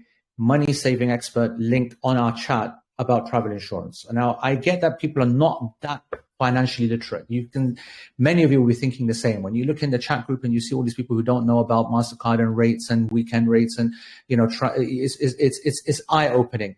And so I'm not surprised that people are supremely stressed over travel insurance and having never ever bought it or anything like that. Let me first of all explain from an Islamic point of view. The majority of scholars consider insurance to be an impermissible contract due to the presence of riba and what's known as al-gharar and also maysir. I obviously teach fiqh, and my opinion is that it is a permissible contract. It's a minority opinion. That is to start off with.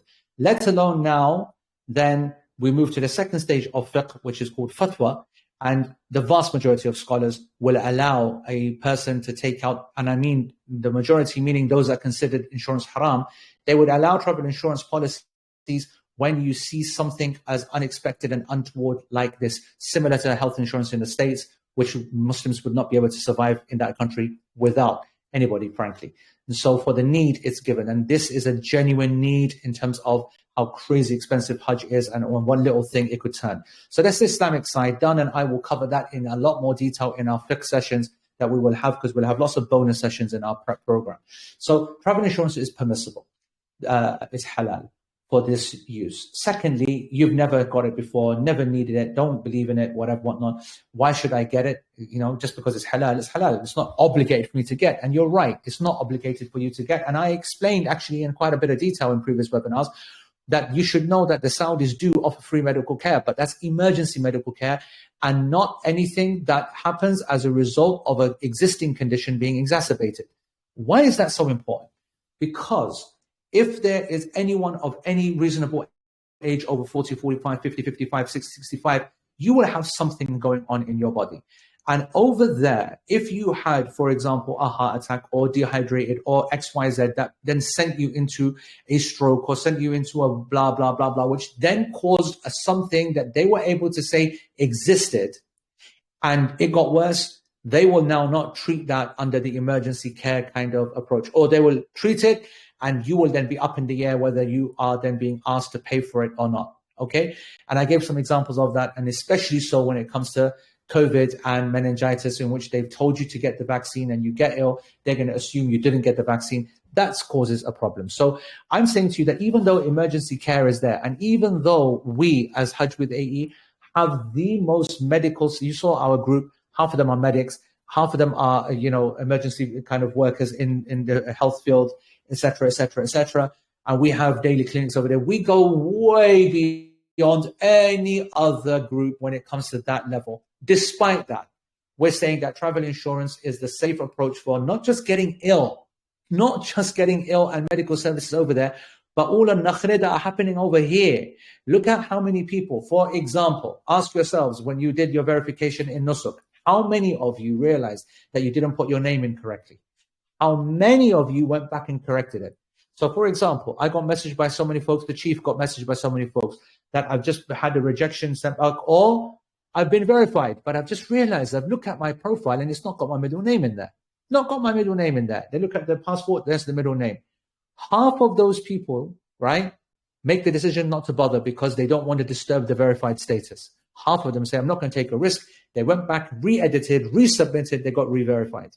Those people that didn't touch their name, I just want to say that it's not a pointless thing that they're saying. We saw people in the last 2 years get away with their visa having a display name different to their passport. Okay.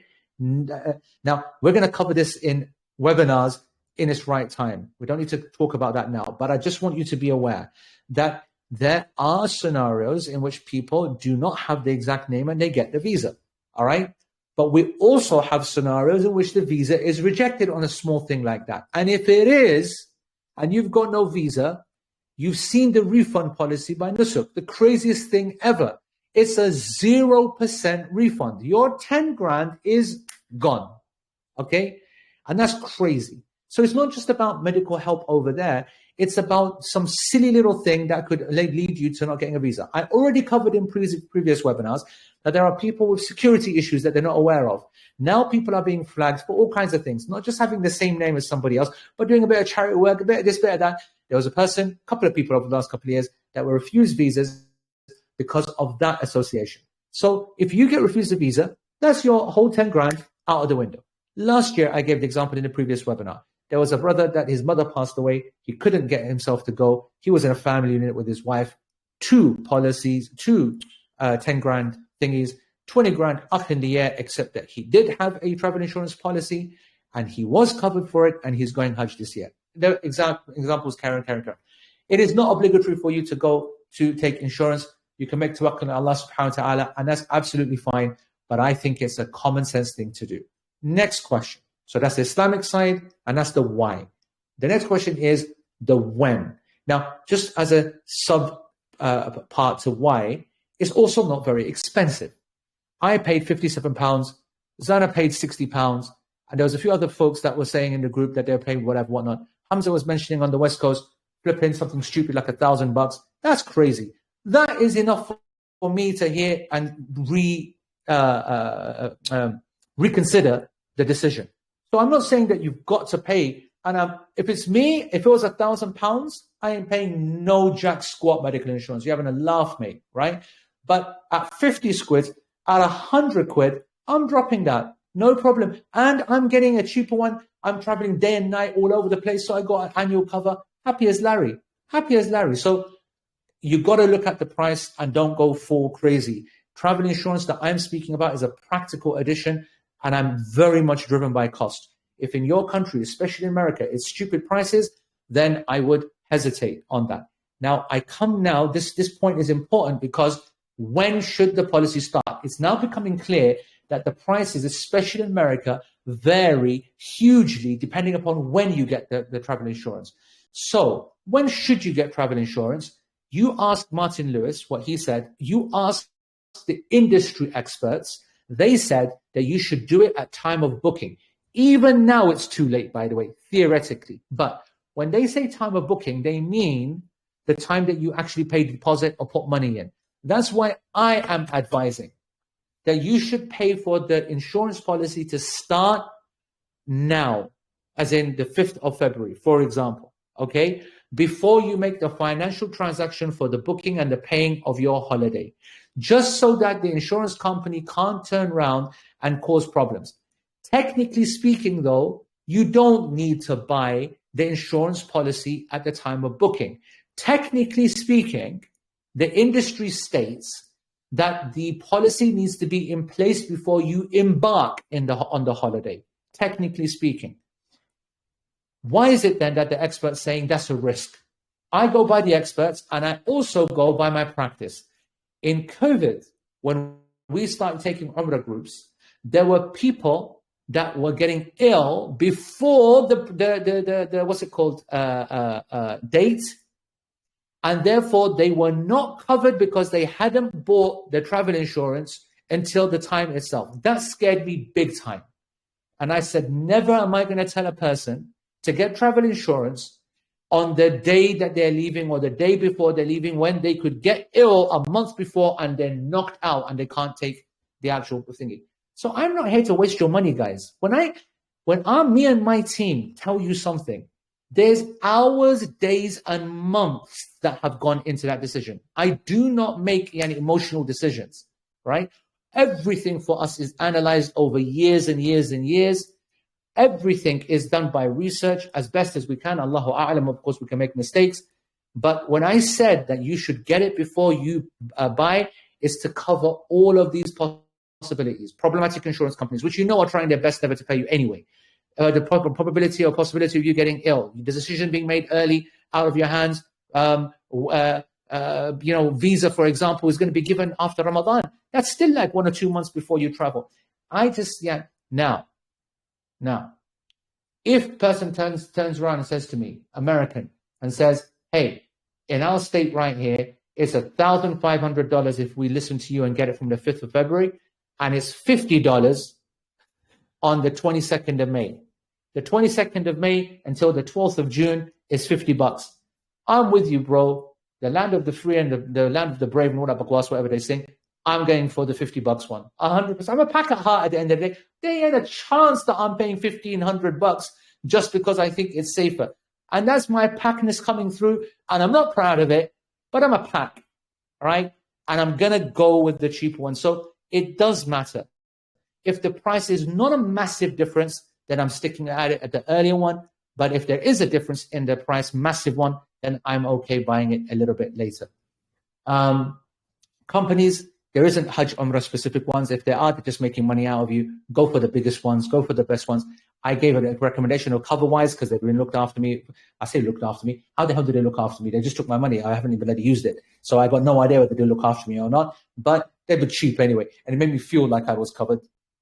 And that's why Islamically is permissible, because you buy the sense of security. I do believe it's a tangible product, but that's going into pure pesa mode, the fiqh of mu'amalat. Let's not get too complicated. That was asked by, I think it was NG. NG, is there any, you can unmute yourself, any follow-up to that presentation on travel insurance? Yes, brother. Just a question on for health issues, the travel insurance is really expensive, so it is around about £1,000. So, what might be your view on that? Well, my view would be how ill and how likely that's to happen. So, I want you to know that it is, as obviously I think you said you haven't seen the medical things, so you do need to go back and where we put it to you straight what the conditions are. Incredibly hot, incredibly arduous. No way to avoid that. You will be physically exerted, even if you are pushed at every single place where you can imagine. So the sense of sleep deprivation, body immune system low, viral infections for fun. So your body is going to be at its weakest without doubt. The Hajj will push your body to its weakest. So if you already have comorbidities, you are, of course, going to be much more likely to get ill. That's the facts that I can tell you. And therefore, you now need to consider, if we've got such people who are nazik, yani sensitive, delicate scenario as it is, even these cool, calm conditions, then it's a very big possibility that they get ill over there. And it might be that you're going to have to take the hit. I'm sorry to say that, but I think that it might be. But that's ultimately a decision for you. Does that make sense, Sanjay? Yeah, Jazakallah. Thank you, brother. That's great. Thank you. Barakallah feek. Please unmute yourself, Khalid. And I just want to remind everybody to please stay muted until your name is called. Just avoid the feedback. Assalamu alaikum. Salam, Khalid. Khalid from US. So I might have missed that part because I had to step away for Asr.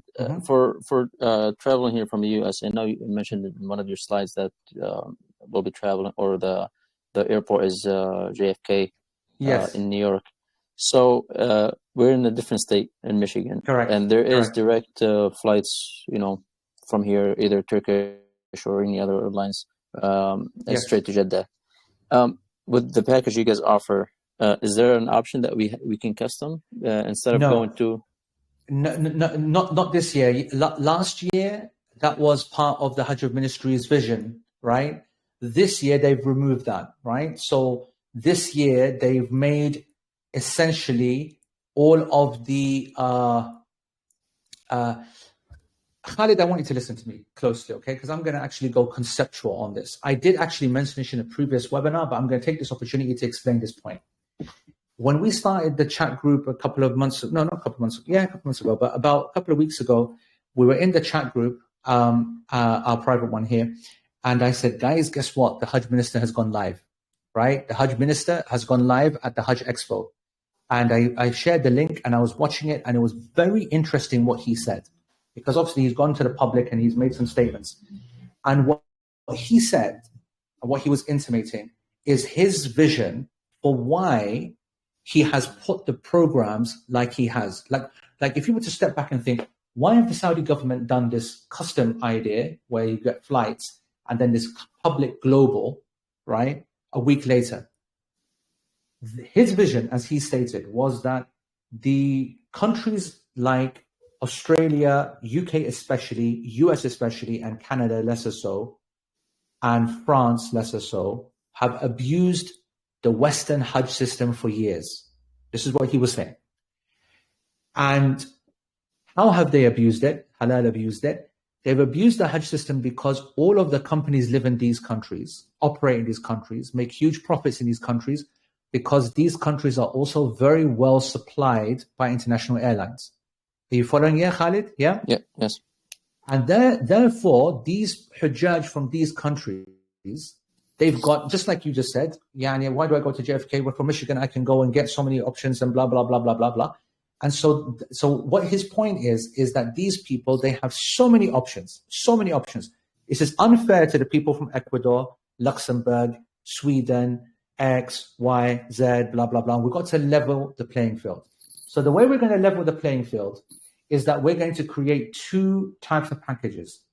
We want everybody from the US, UK, Canada only, this is important, to join a package in which they have got a flight that has been bought by their provider. And in our case, that would be Al-Bayt buying the JFK ticket.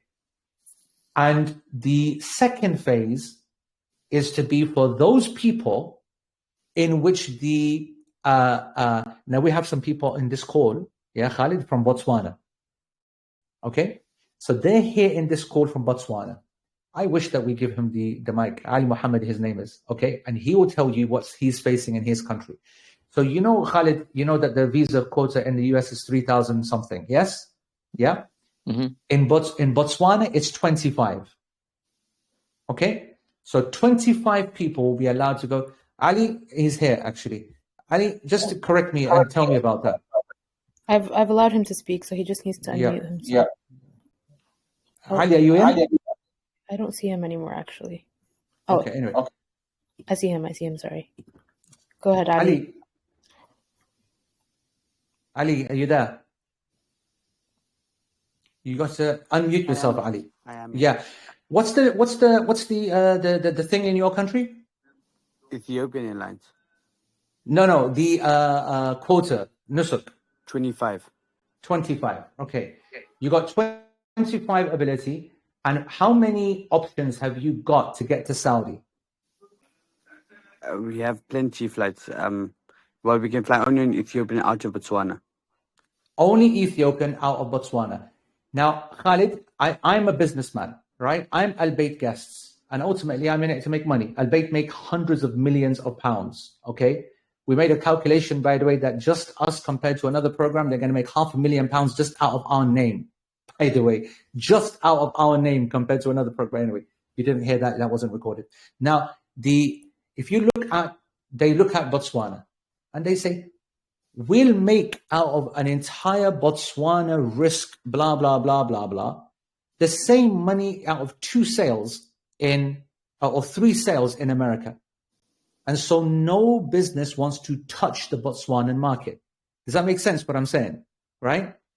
The company itself does not want to offer the flight that's been purchased because it's so risky. Because what if they don't purchase it? And what am I going to do with a Botswanan situation? And so they don't buy it. So they don't therefore get an opportunity to go to Hajj. So what did the Hajj ministry say? We'll say, we're going to come meet you halfway. What we're going to do is that we're going to tell you to at least buy a hotel room. At least buy a hotel room for these people. And you're already doing the Hajj services, and you do not need to take a financial risk on the flight. But offer them a land-only package.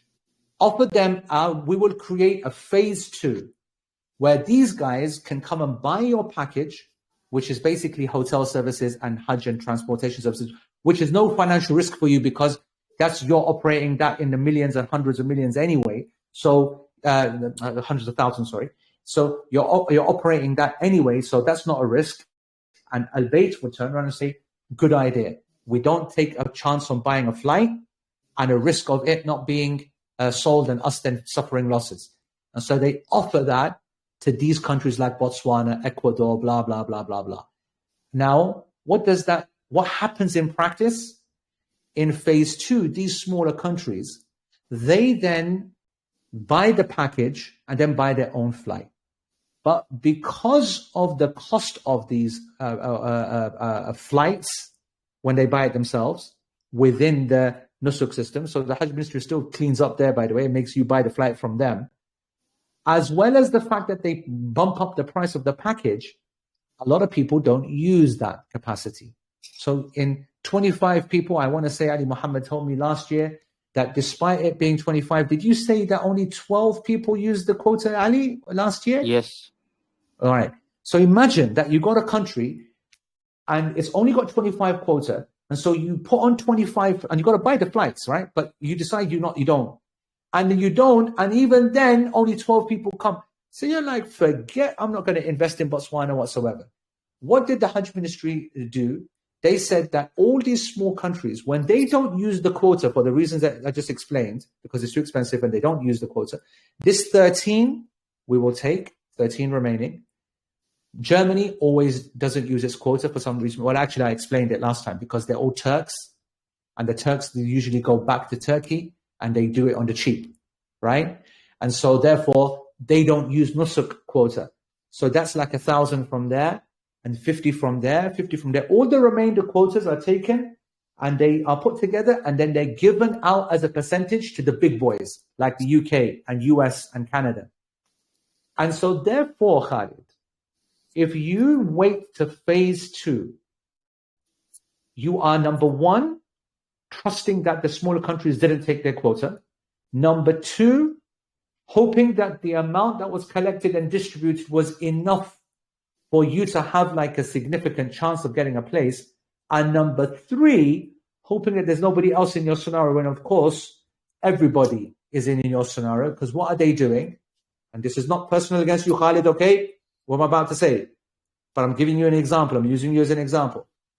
Khalid is like, listen, there's not a chance that I can be bothered to go to JFK. I can't do it. Or I'm not bothered. I don't want to. I'm living right next to an airport. I want to go to Michigan. So I'm willing to take my chance. And there'll be loads of other people that will consider the airport departure more important than the Hajj program. So therefore, they're willing to take that risk.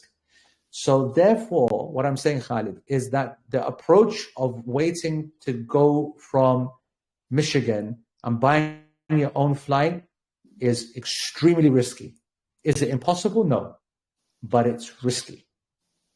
I hope that my explanation made some kind of sense, Khalid. So just to make sure I understood you right, so you said in the first phase there's no option that you have to go with the package and the flight that Correct. offers in the package. Correct. And is that and as a result, you get a guaranteed place, basically. Yeah. And is that just for your package, or is that generally for all the rest of the packages? No, that's Nusuk. That's Nusuk. That's across the board. Okay, gotcha. Okay, and you said in phase 2. Based on what you explained, that's where you have the option to custom your flight as okay, but it's more risky. Okay, risky because what have we seen each year? The country quota. Remember, you are still hostage to the country quota. You being in phase 2 doesn't mean that you got an extra quota. You are still looking at the quota that started in phase 1, 3,500, and it's disappearing. You are praying that a new quota comes from somewhere. But it's not just you; it's everybody else. You get what I'm saying? So This is why I always say, I like I said in a month ago in the first webinar, the most important thing about Hajj is that you've got to choose your reason why you're going, and you identify who is going to provide you with the best experience that achieves your objectives. And if a person is going to Hajj because they want to go from the easiest airport, or they want to go for the best double room, or because they want to enjoy the Oberoi Hotel, which is the best in Medina, or because they want to do X, they've got it all wrong. This is not a holiday. This is not a thing. That doesn't mean you can't enjoy it like a holiday. It doesn't mean you can't enjoy luxury, but the mindset is wrong. Because if you make those the reasons, you're going to always end up in a problem. What you should rather do is to convince yourself of which is the program that you want to go on, and then make all necessary changes to ensure that that's the program that you go on, even if it means going from your double room that you always wanted to and then taking a triple, going from your London airport that you really wanted to and now going from Manchester, hoping that you was going to go from phase 2 in Michigan, but now saying, you know what, sack it, I'm going to get the JFK flight and I'll just, I'll make a little trip out of it, go a couple of days early, or I'm going to get the domestic flight, etc., etc., etc. This is the clever money. This is obviously, of course, the Sunnah as well, to be clear on why it is that you want to go on a Hajj program that you choose. Does that make sense, Khalid? Yeah, it makes sense. Appreciate your answer. One last question. All right, bro. Yes, go ahead. So it's 3 of us, 3 guys. We're planning, inshallah, for Hajj. Two of us are family, and the third one is a friend. I believe I heard in one of your previous webinars. Is that okay to add a friend as a family in Nusuk? Yes. Family doesn't mean relations. It means strategic gatherings that are halal, basically. That's what it means. So I say halal. Imagine that this was a female that wasn't related to you guys, but it was one of your family friends that wants to go with you in a safety kind of situation, right? Mm-hmm. The problem with Nusuk is that it doesn't keep it halal. It's going to put you three in a room together. However, we will try our best to get her out of that room with two other girls and whatever. In your case, it's three guys. It doesn't matter. You know what I'm saying? Okay. Gotcha. All right. Appreciate bro. it. Sheikh, can I interrupt you? Yes, Ali. Yes. We've been told that this year, if you burn flights, they will not accept you when you arrive with your visa. Unless Nusuk and Hajj Ministry state that, there's no proof of that. They claim that every year, but we don't know what the basis for that is. Who is it who told you that, Ali? Someone from Al Bayt. Okay. Message me who, and I'll look into it. All right. Okay. You recognize that is also a scare tactic that can be used as well. You know what I'm saying? Yes. Right? I do.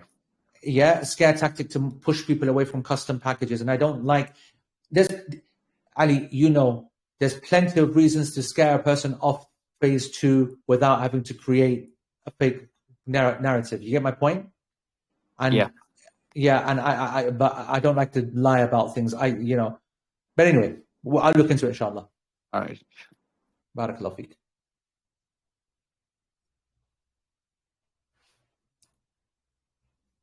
With that, who are you letting go next? I see Amara, I see Fulan, I see Rubina, Halima. With that, I can't hear you. All right, okay. Halima, go ahead. Hear me now? Yeah, I can hear you now. So Rubina was supposed to go next. Okay, go ahead, Rubina.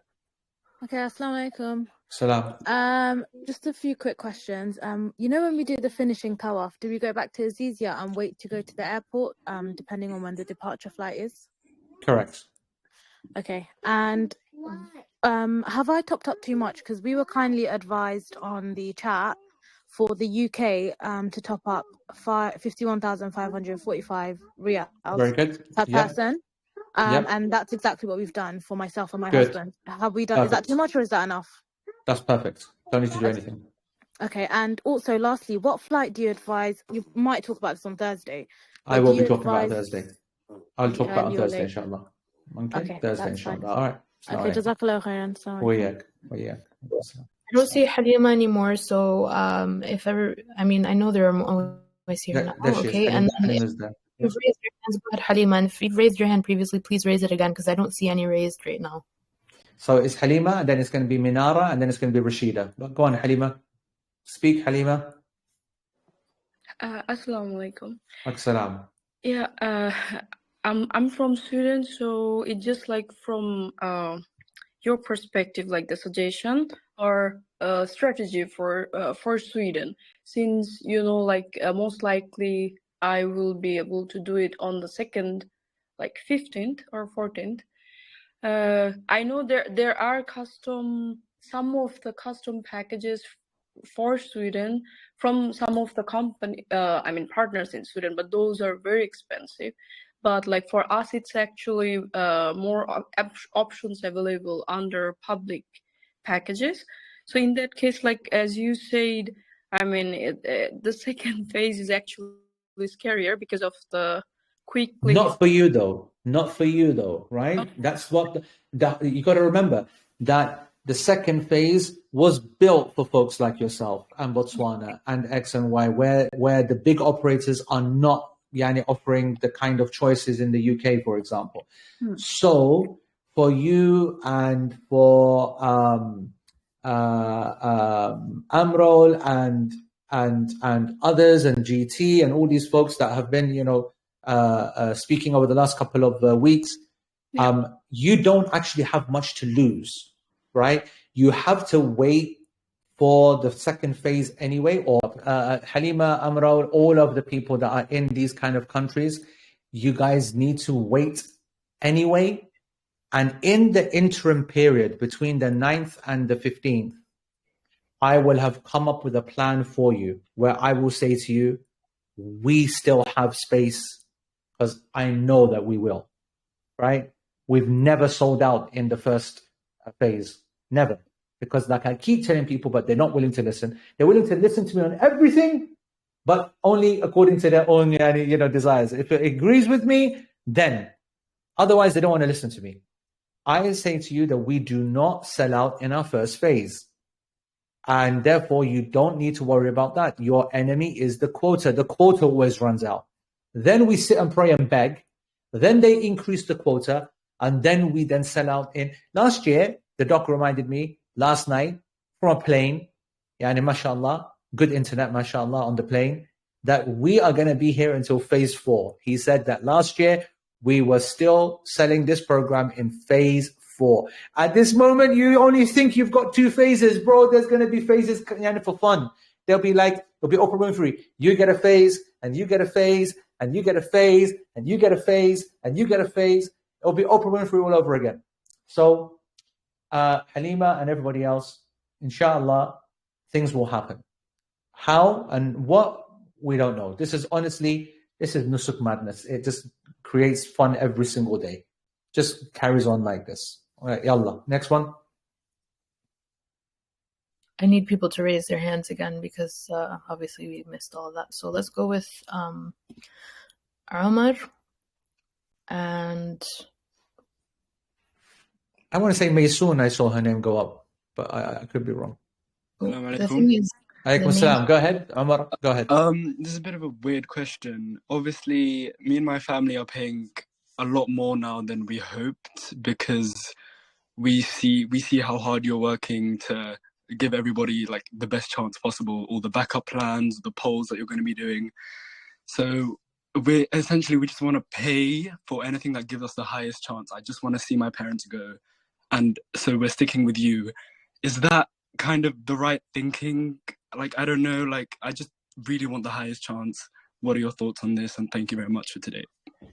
Barakallahu feek. No, I think that the highest chance of going to Hajj is to buy a package that obviously nobody wants. If you're going to make me answer the question, like, I mean, this is obviously a popular package, no doubt, but also this is a package that, like I said in 23 and 24, anybody that wanted to go, got on. We don't know of a single person that didn't get on because of something that they didn't do, right?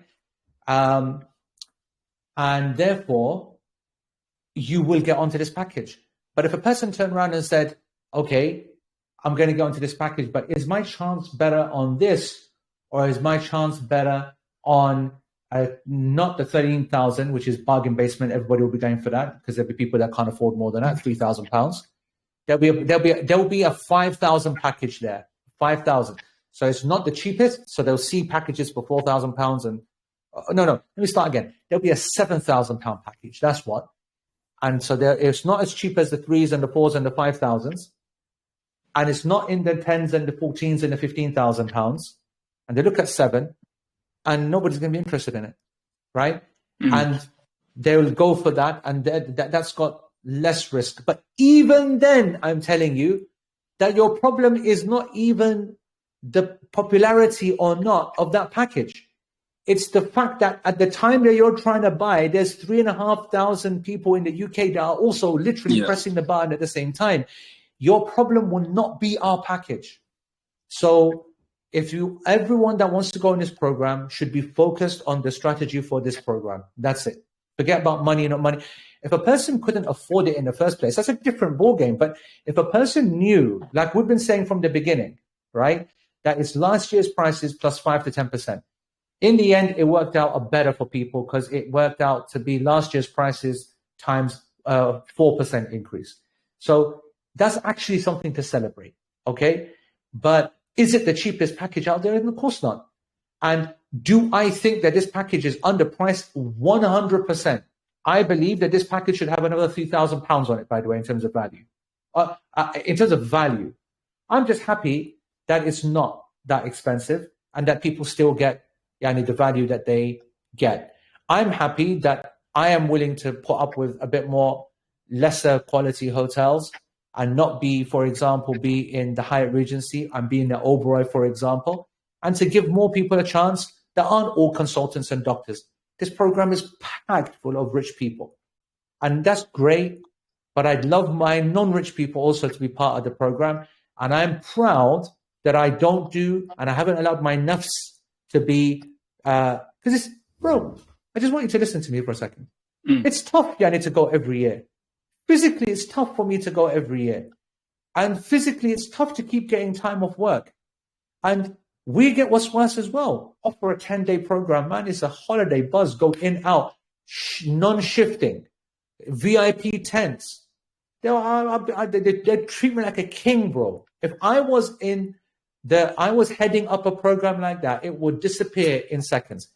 And I can't let myself do it. My team won't allow themselves to do it because there's a wider point here. We have to give something back. We have to make it more accessible. Can't just be for the flipping loaded, right? And so, I don't know where we're going, but yeah. Omar, I want to say is that first of all, person obviously got to afford £10,000. If they can afford £10,000, then they will get in if they follow the strategy, or it was the country quota that ran out. If the country quota runs out, it will be then that we hope that the next stage, the quota will be increased and we go again. If something happens at that stage, then like last year, another phase will come. And the next phase, it doesn't get any cheaper, but it just means that there's another chance and another chance and another chance. Okay. Thank you so much. Barakallahu feek, Amar. Assalamu alaikum, Shaykh. Assalamu alaikum. I'm based in Singapore. I just joined the live about 30 minutes ago. So you were talking about travel insurance just as I joined. I just wanted to ask a follow-up question. I will watch the recording, but just while I have you live, you mentioned buying it in advance when you were talking about it, but typically you put in the dates of travel, which we'd put kind of from a little bit in advance of the 24th to the end of June, I recall you mentioning. Is it correct that for trip cancellation, the coverage would begin from the date we purchase it? So if we purchase it tomorrow, we'd be covered for cancellation, or do you have to adjust those dates? No. As far as I understand, I'm certainly no expert, but I'll double check, but yeah. Yeah, I'm certainly no expert, but from trip cancellation point of view, which is the other main reason that we're doing it, it is you being covered as per obviously the policy conditions, but the reason that we're doing it early is because of the reasons that I mentioned, like someone dying, someone visa being rejected, and emergency, that's obviously that's obviously going to be from time of booking. Fine. Right? And whereas when it asks for when the actual trip is, I didn't put those dates in for the reason of trip cancellation. I actually put those dates in case something crazy happens, which I have seen happen.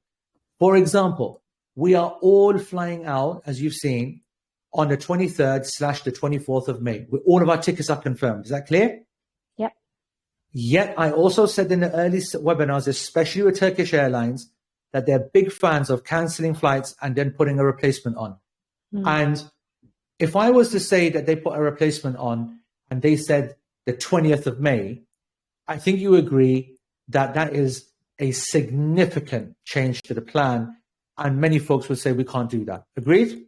Yeah. But if they were to say the 22nd of May is our new offered flight, I think that a majority of people would say, okay, it's only 2 days, I'll take it. So that's the reason I said the 22nd of May or the 21st, whatever I said. That's the justification for that. The justification for the way back was two justifications. The first is that people will maybe have the same scenario where the flight is cancelled. And if a flight is cancelled, they normally put a flight on the next day or a day after or the day after. Agreed? Yeah. But what if you become ill, which is the second scenario? And we had a couple of people that were in hospital for 2 or 3 weeks. And that's the reason why I put the trip return date as the end of June. So that's my justification. Jazakallah. That's very helpful. Thank you. All right, Maysoon.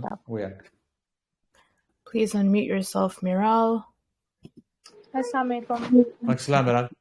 I just have one question. Do you have a preferred insurer in the US? I've done everything. I don't want to give I myself... don't, unfortunately. I don't. And mostly because I've had no exposure to any of the American companies. So I would use what you would normally use as your referral sites and as your feedback sites and the reviews. I would go with that. And by the way, I know that I said let's not make it a weekend about insurance, but please feel free to use the chat. I know that I've seen you ask in the American. I saw you ask in the chat. The truth is that the reason you're not getting that many answers, although I haven't checked the chat so much today because I've been busy, but the reason you're not getting that many answers is because it doesn't look like there's many good deals in America. And I think that therefore you should consider maybe either not even bothering or getting a minimum period only, adjusting basically your amount accordingly. Okay? Okay, because I'm doing everything to the T and it's been... I just want to tick this box too. Okay. No, I understand, but I mean, it's not something I don't have a single even company in my mind actually. But if you're patient, someone will respond to you from the Americans.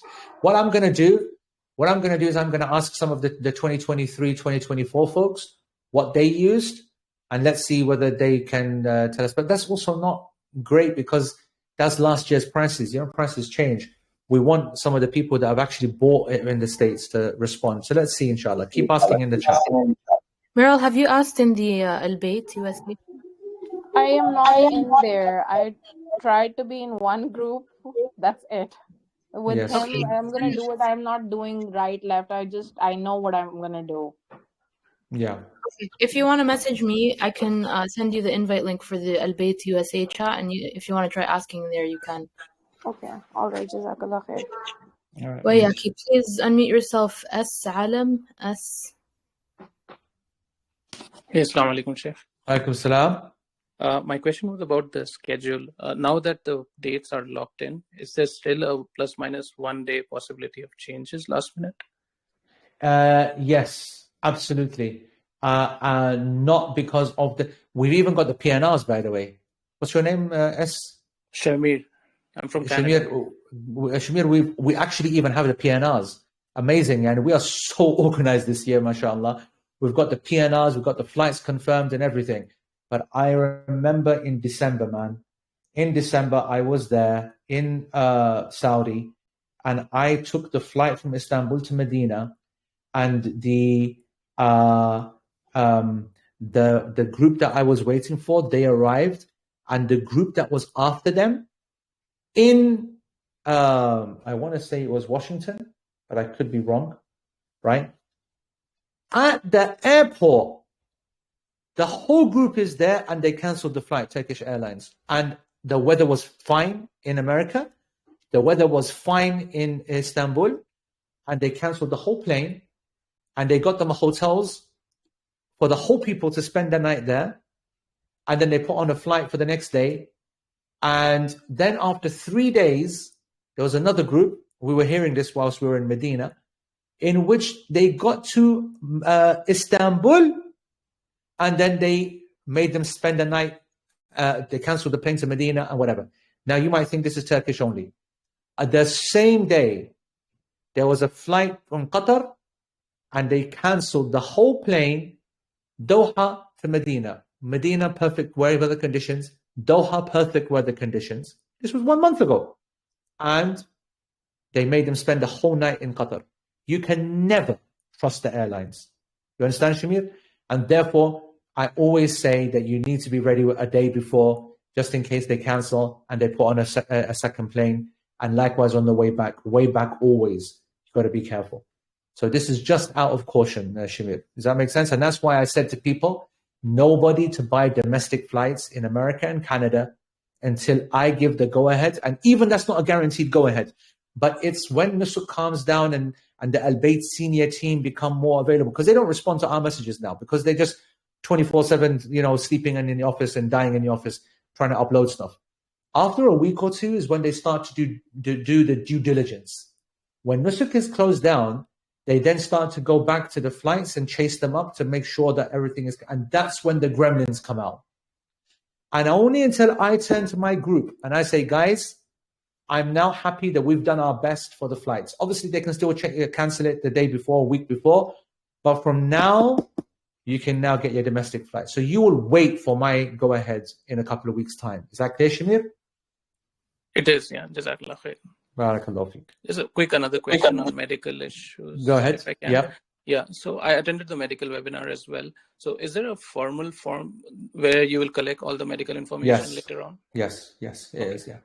Inshallah. Okay, shukran, jazakallah khair. Please unmute yourself, Farah B. Assalamu alaikum, Sheikh. Walaikum salam, Farhat. Yes, Farhat. It's just on the thing. Shut up, man. I will never accept your justification. You see with that, that's the difference between me and you. Okay? That's the difference between, I know the names of my people even when they use fake names. All right, go ahead, Farhat. Okay, so I wanted to ask the question about when you configure and you save it in your basket, but when you come to buy it and that flight is not available, is it easy to reconfigure? Thursday, Farhat, be patient.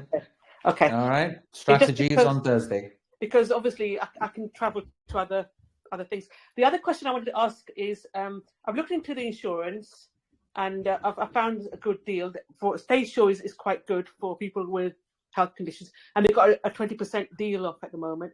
But what I wanted to ask was my Nusuk was verified very quickly within a week, but my middle name wasn't on it.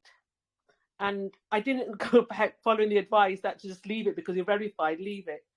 And I'm just concerned about what you said about not getting the visa. That's fine. I want you to send me a picture of your passport and send me a picture of the Nusuk thingy to my private account. Okay, just send it to me and I'll let you know. Okay, inshallah. Okay. All right. I don't see any hands raised, so please raise your hand again, guys, if you have a question. Go ahead, Nasir. Otherwise, we're going to call it a night, folks, okay? Because we're into the twilight zone now, 2.5 hours, okay, folks? So this is your last opportunity. We're going to go for N after that, and without any other names you just see. Nasir, go ahead. Assalamu alaikum, Sheikh. Salam. Okay, mine's not a question, just a general observation of the Hajj with AA channel and team. I've just noticed our group seems so relaxed and stress-free, and that was evident today when the message came up in the Al-Bayt channel that the packages were available. And in that channel, people were going crazy about flight questions, rah. You said flights were included. And admins were getting asked tons and tons of questions to the point where Sohail had to, make a video after, responding 100 times to the same question. He had to make a video to it. So, whilst I was at work today, my phone was buzzing like a bee, and I thought, let me see what's the situation in our group. It was total peace and calm, and I just wanted to say, thanks to the team, thanks to you, Sheikh, for everything you've done so far, and everyone else just being patient and listening to instructions. And hopefully, our dreams come true and we all get to go with your program and have the best possible Hajj experience, inshallah. Ameen. Well, I appreciate that. I know that the team appreciates that because we work hard to ensure that as much as possible. Jazakumullah khair, your words, and may Allah subhanahu wa ta'ala bless you for that. Again, I will say, folks, that we try, everything that we do is intentional. Every messaging, intentional. Every lightheartedness moment, intentional. Withholding information, intentional. I had the prices at 12 o'clock today, but the prices at 12 o'clock I could have released, but I wanted to double check, then triple check and whatever. I wanted to make sure that it's not left in a scenario which is irresponsible, blah, blah, blah, blah, blah, blah. Everything is intentional. Sometimes we get it wrong, sometimes we get it right. I also will say that I told you before that Telegram will drive you crazy. You should mute your notifications except the channel and then use the chat when you go in and see. And that's going to lead to a relaxed, calm experience. And I'll also say that I don't hate Nusuk. Nusuk really grew on me in 2024 and 2025. I do like it more and more. And I'll tell you something, it forces people to confront some of their own deficiencies. And it really makes a person reflect upon themselves as where they are in terms of their just general patience and everything. So a lot to learn. But exactly like Nasuk. All right, next we've got N, I want to say, or... Sure, N, unmute yourself, N. Assalamu alaikum. Alaikum salam. Okay, Madiha, go ahead. Yes, I was just asking, I'm from Canada, and I was wondering if you had any advice around the best way to convert money to get it over into the Nusuk portal for Canadian dollars. You mean pay your e-wallet, you mean? Yes, sorry, top up my e-wallet. Yeah, top up e-wallet. Yeah, so I mean, have you seen in this channel that we've got this e-wallet guide that gives you like the hierarchy of the payment methods, like Scotia and Wise and stuff? No, is it a PDF or what? Like, I'm sorry, I'm very new to Telegram, so I don't really know what to look for. Right. So you know the way you're watching this now. This is a channel. Yeah. Okay. Have you just joined this? Have you just joined this channel? Yeah. Yes, just for this group. Yeah. Yes. Got it. So what you do is that if you scroll up, once this finishes, you'll be able to scroll up the channel, or maybe even now you can, and you'll see a few posts earlier that there's a e-wallet summary kind of page. And on that, we've given our recommendations for Canada. Also, if you message Widad, okay, who is the host of this program, then she will also help you because she's in Canada as well. She's our team leader in Canada, and she'll be able to help you as well. You can either message Widad or you can message Danish. Yeah. Okay. Yeah. Okay, Jazakallah khair. Okay, salam alaikum. Alaikum salam. Please unmute yourself, Aziz. Salam alaikum. Salam. Can you hear me? Yeah. Oh, it's very valuable and informative talk. I want to ask, I've come to know what the other Saudi partners, they're requesting basically that for Judge who are willing to join one of their UK programs, basically to email their full name, the address, their date of birth, their passport copy, and email address. This is to, as they say, precautions necessary to facilitate manual allocation of our packaging in the event of technical difficulties. So I wanted to ask, would Al Bayt do the same thing if there was only technical difficulties and we give our like passport copy and personal details like that? This is what sounds. Yeah, I can't speak on behalf of other people's practices. I'm not too sure about that. What I will say is this, is that after Thursday's session, when we know how serious people are, and by the way, I should have mentioned this at the beginning. I can't believe I didn't. I forgot to tell Widad as well. But guys, everybody here, our polls will start tomorrow evening. And those polls are so important for the strategy that we're going to speak about on Thursday and then the following sessions that we're going to have. Please make sure that you, all of you that are serious about Hajj, even if you're not going with us, that you follow those polls or only answer those questions if they are relevant to you. Now, following on from that, Aziz, is that those people who are serious about going to Hajj with us, we will give them all of the manual help that they need. They just need to follow my process. That starts on Thursday. We're starting today. And then it will start on Thursday. And then we'll have a session on Friday.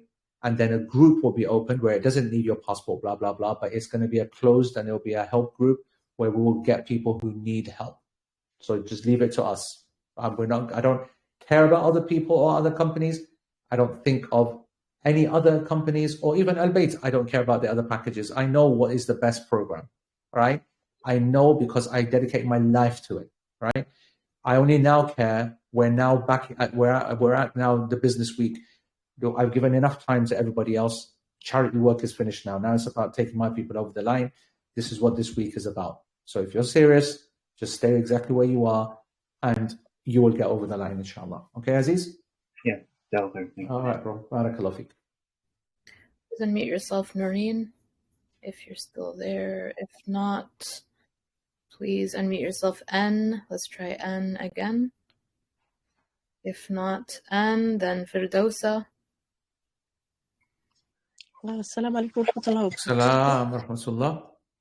I hope everyone is okay. I just want to ask you a question and about the weight caller when things go live. If I'm aiming to get weight caller for the double, but if I don't get the double, can I change straight away for the second one? Or I'm not allowed to do that. Even I don't mind if for this stage I don't mind if from London or sister, I don't mind really. Correct. But how can I do it? I will show you on Thursday. That's the whole point of Thursday and then Friday. These are going to be private sessions where we're going to cover all of this to make sure that you're ready and also that you get help from other people that will be able to make that easier for you, inshallah. Inshallah. Jazakumullah khair. Okay. Barakallah feek.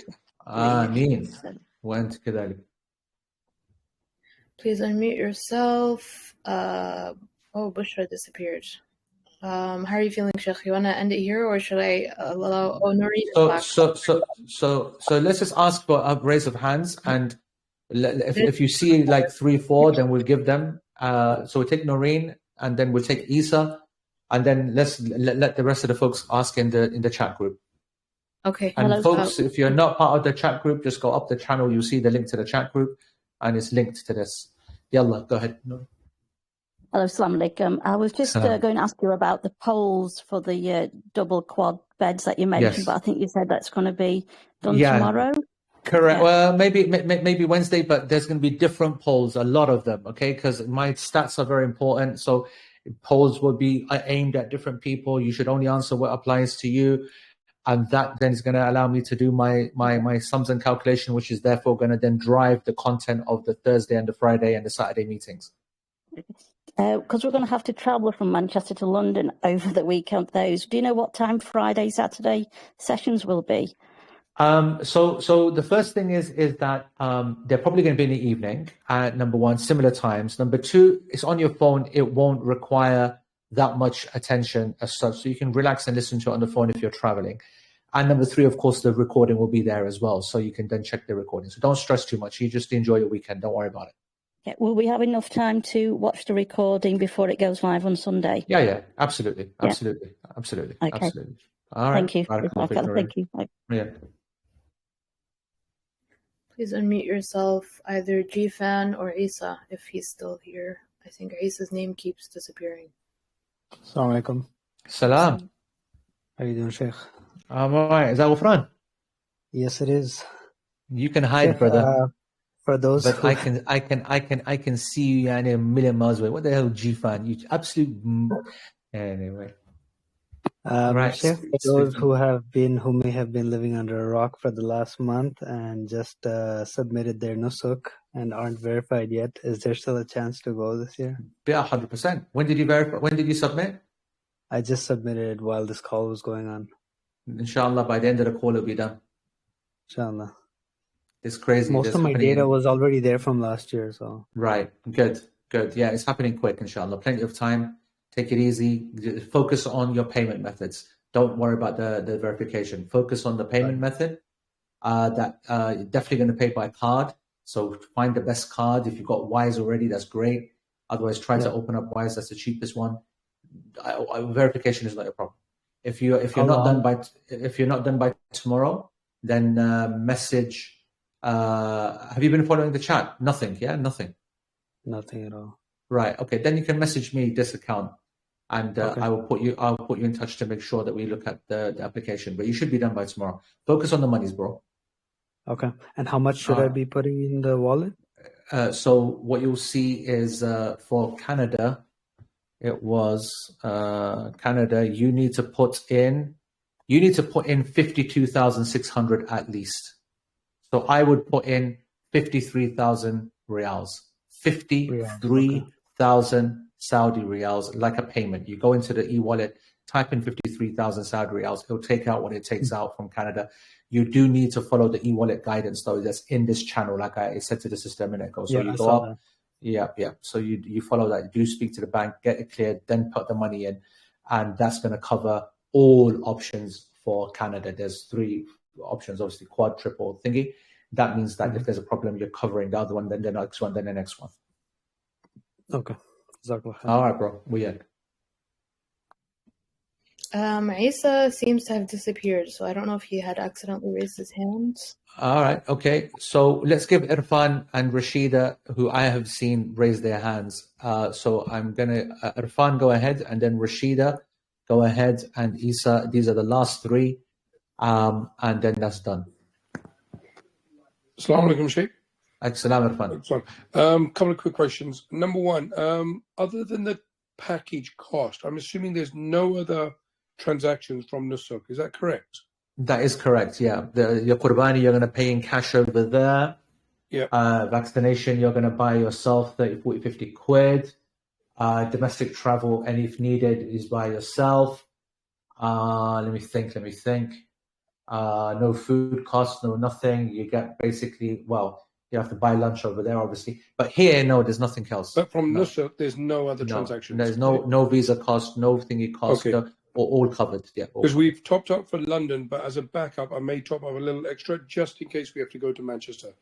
So yes, that's only 100%. 100%. That's the reason why when I posted on Sunday, I want to say, when I put that figure was covering all contingencies inside the UK. You get what I'm saying? Okay, Jazakallah. And second quick one. Mashallah, we've been able to attend all webinars. On Thursday, there's a small chance I may be late or may not attend. And I'm just a little bit concerned because we've done all the prep, followed all your instructions. No need to be concerned at all. Thursday is not going to be, you already have indicated that you know some of what's going to happen on Thursday, and that is planning for contingencies and moving to airports and rooms. A lot of people don't get that, and I'm going to show that in practice. So you know it already, and then you can watch the recording to see it in practice as well. Okay, Jazakallah. All right, thank you. Jazakallah. Yeah.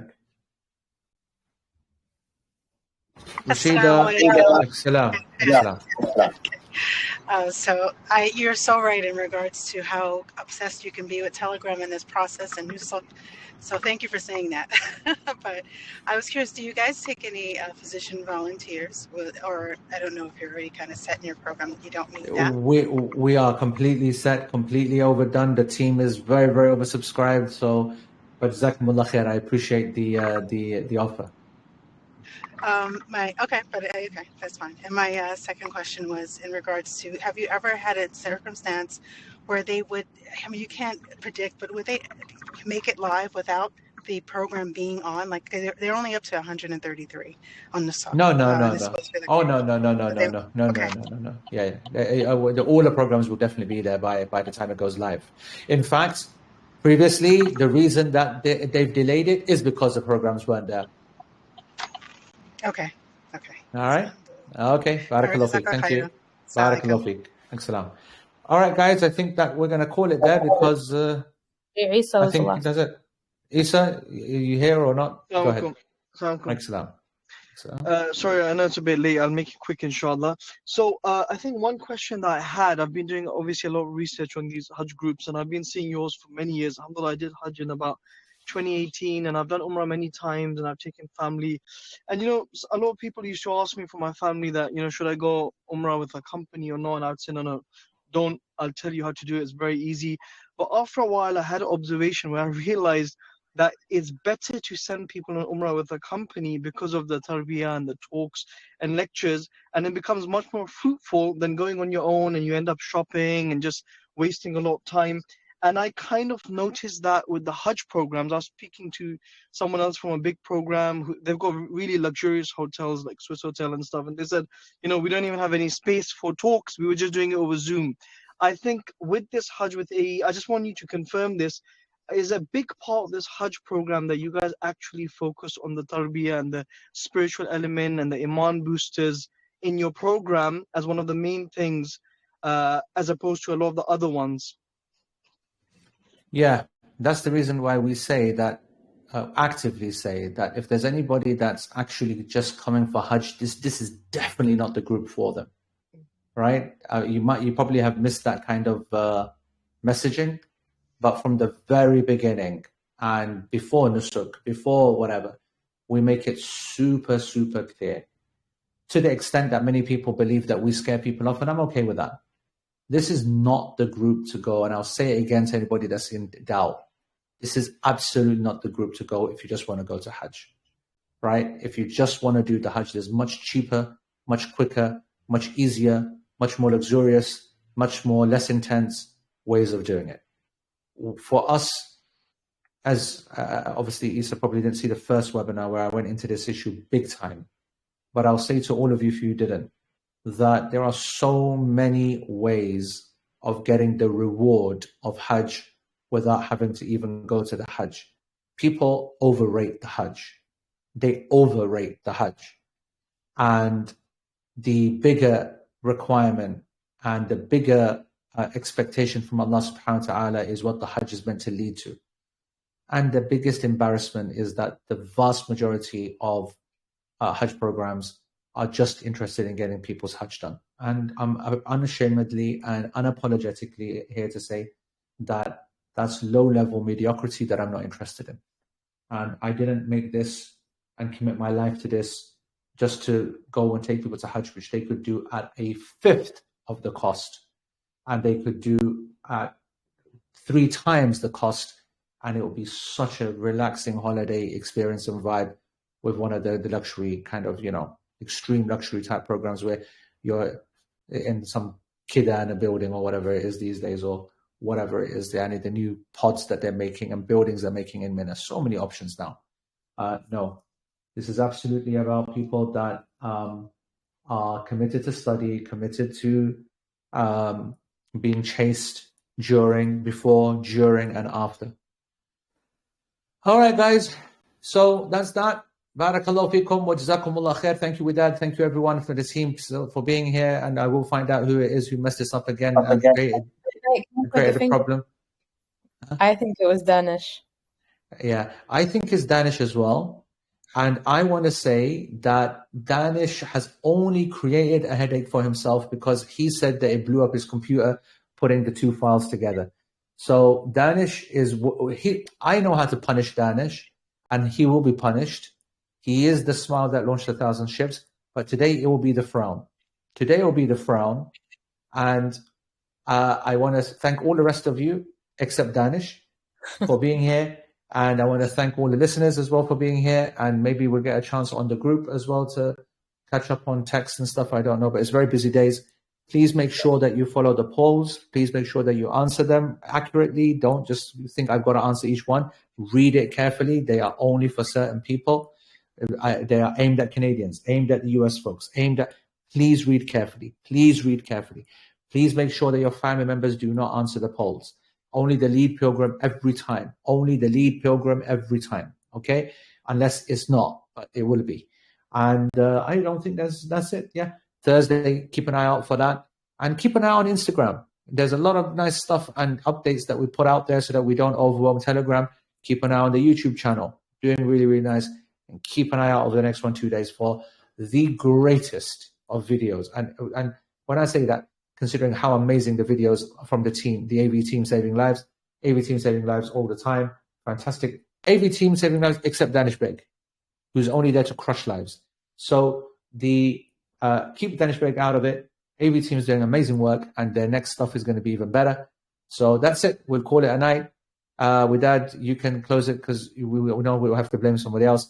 سبحانك اللهم وبحمدك أشهد أن لا إله إلا أنت وأستغفرك اللهم وأتوب إليك والسلام عليكم ورحمة الله وبركاته.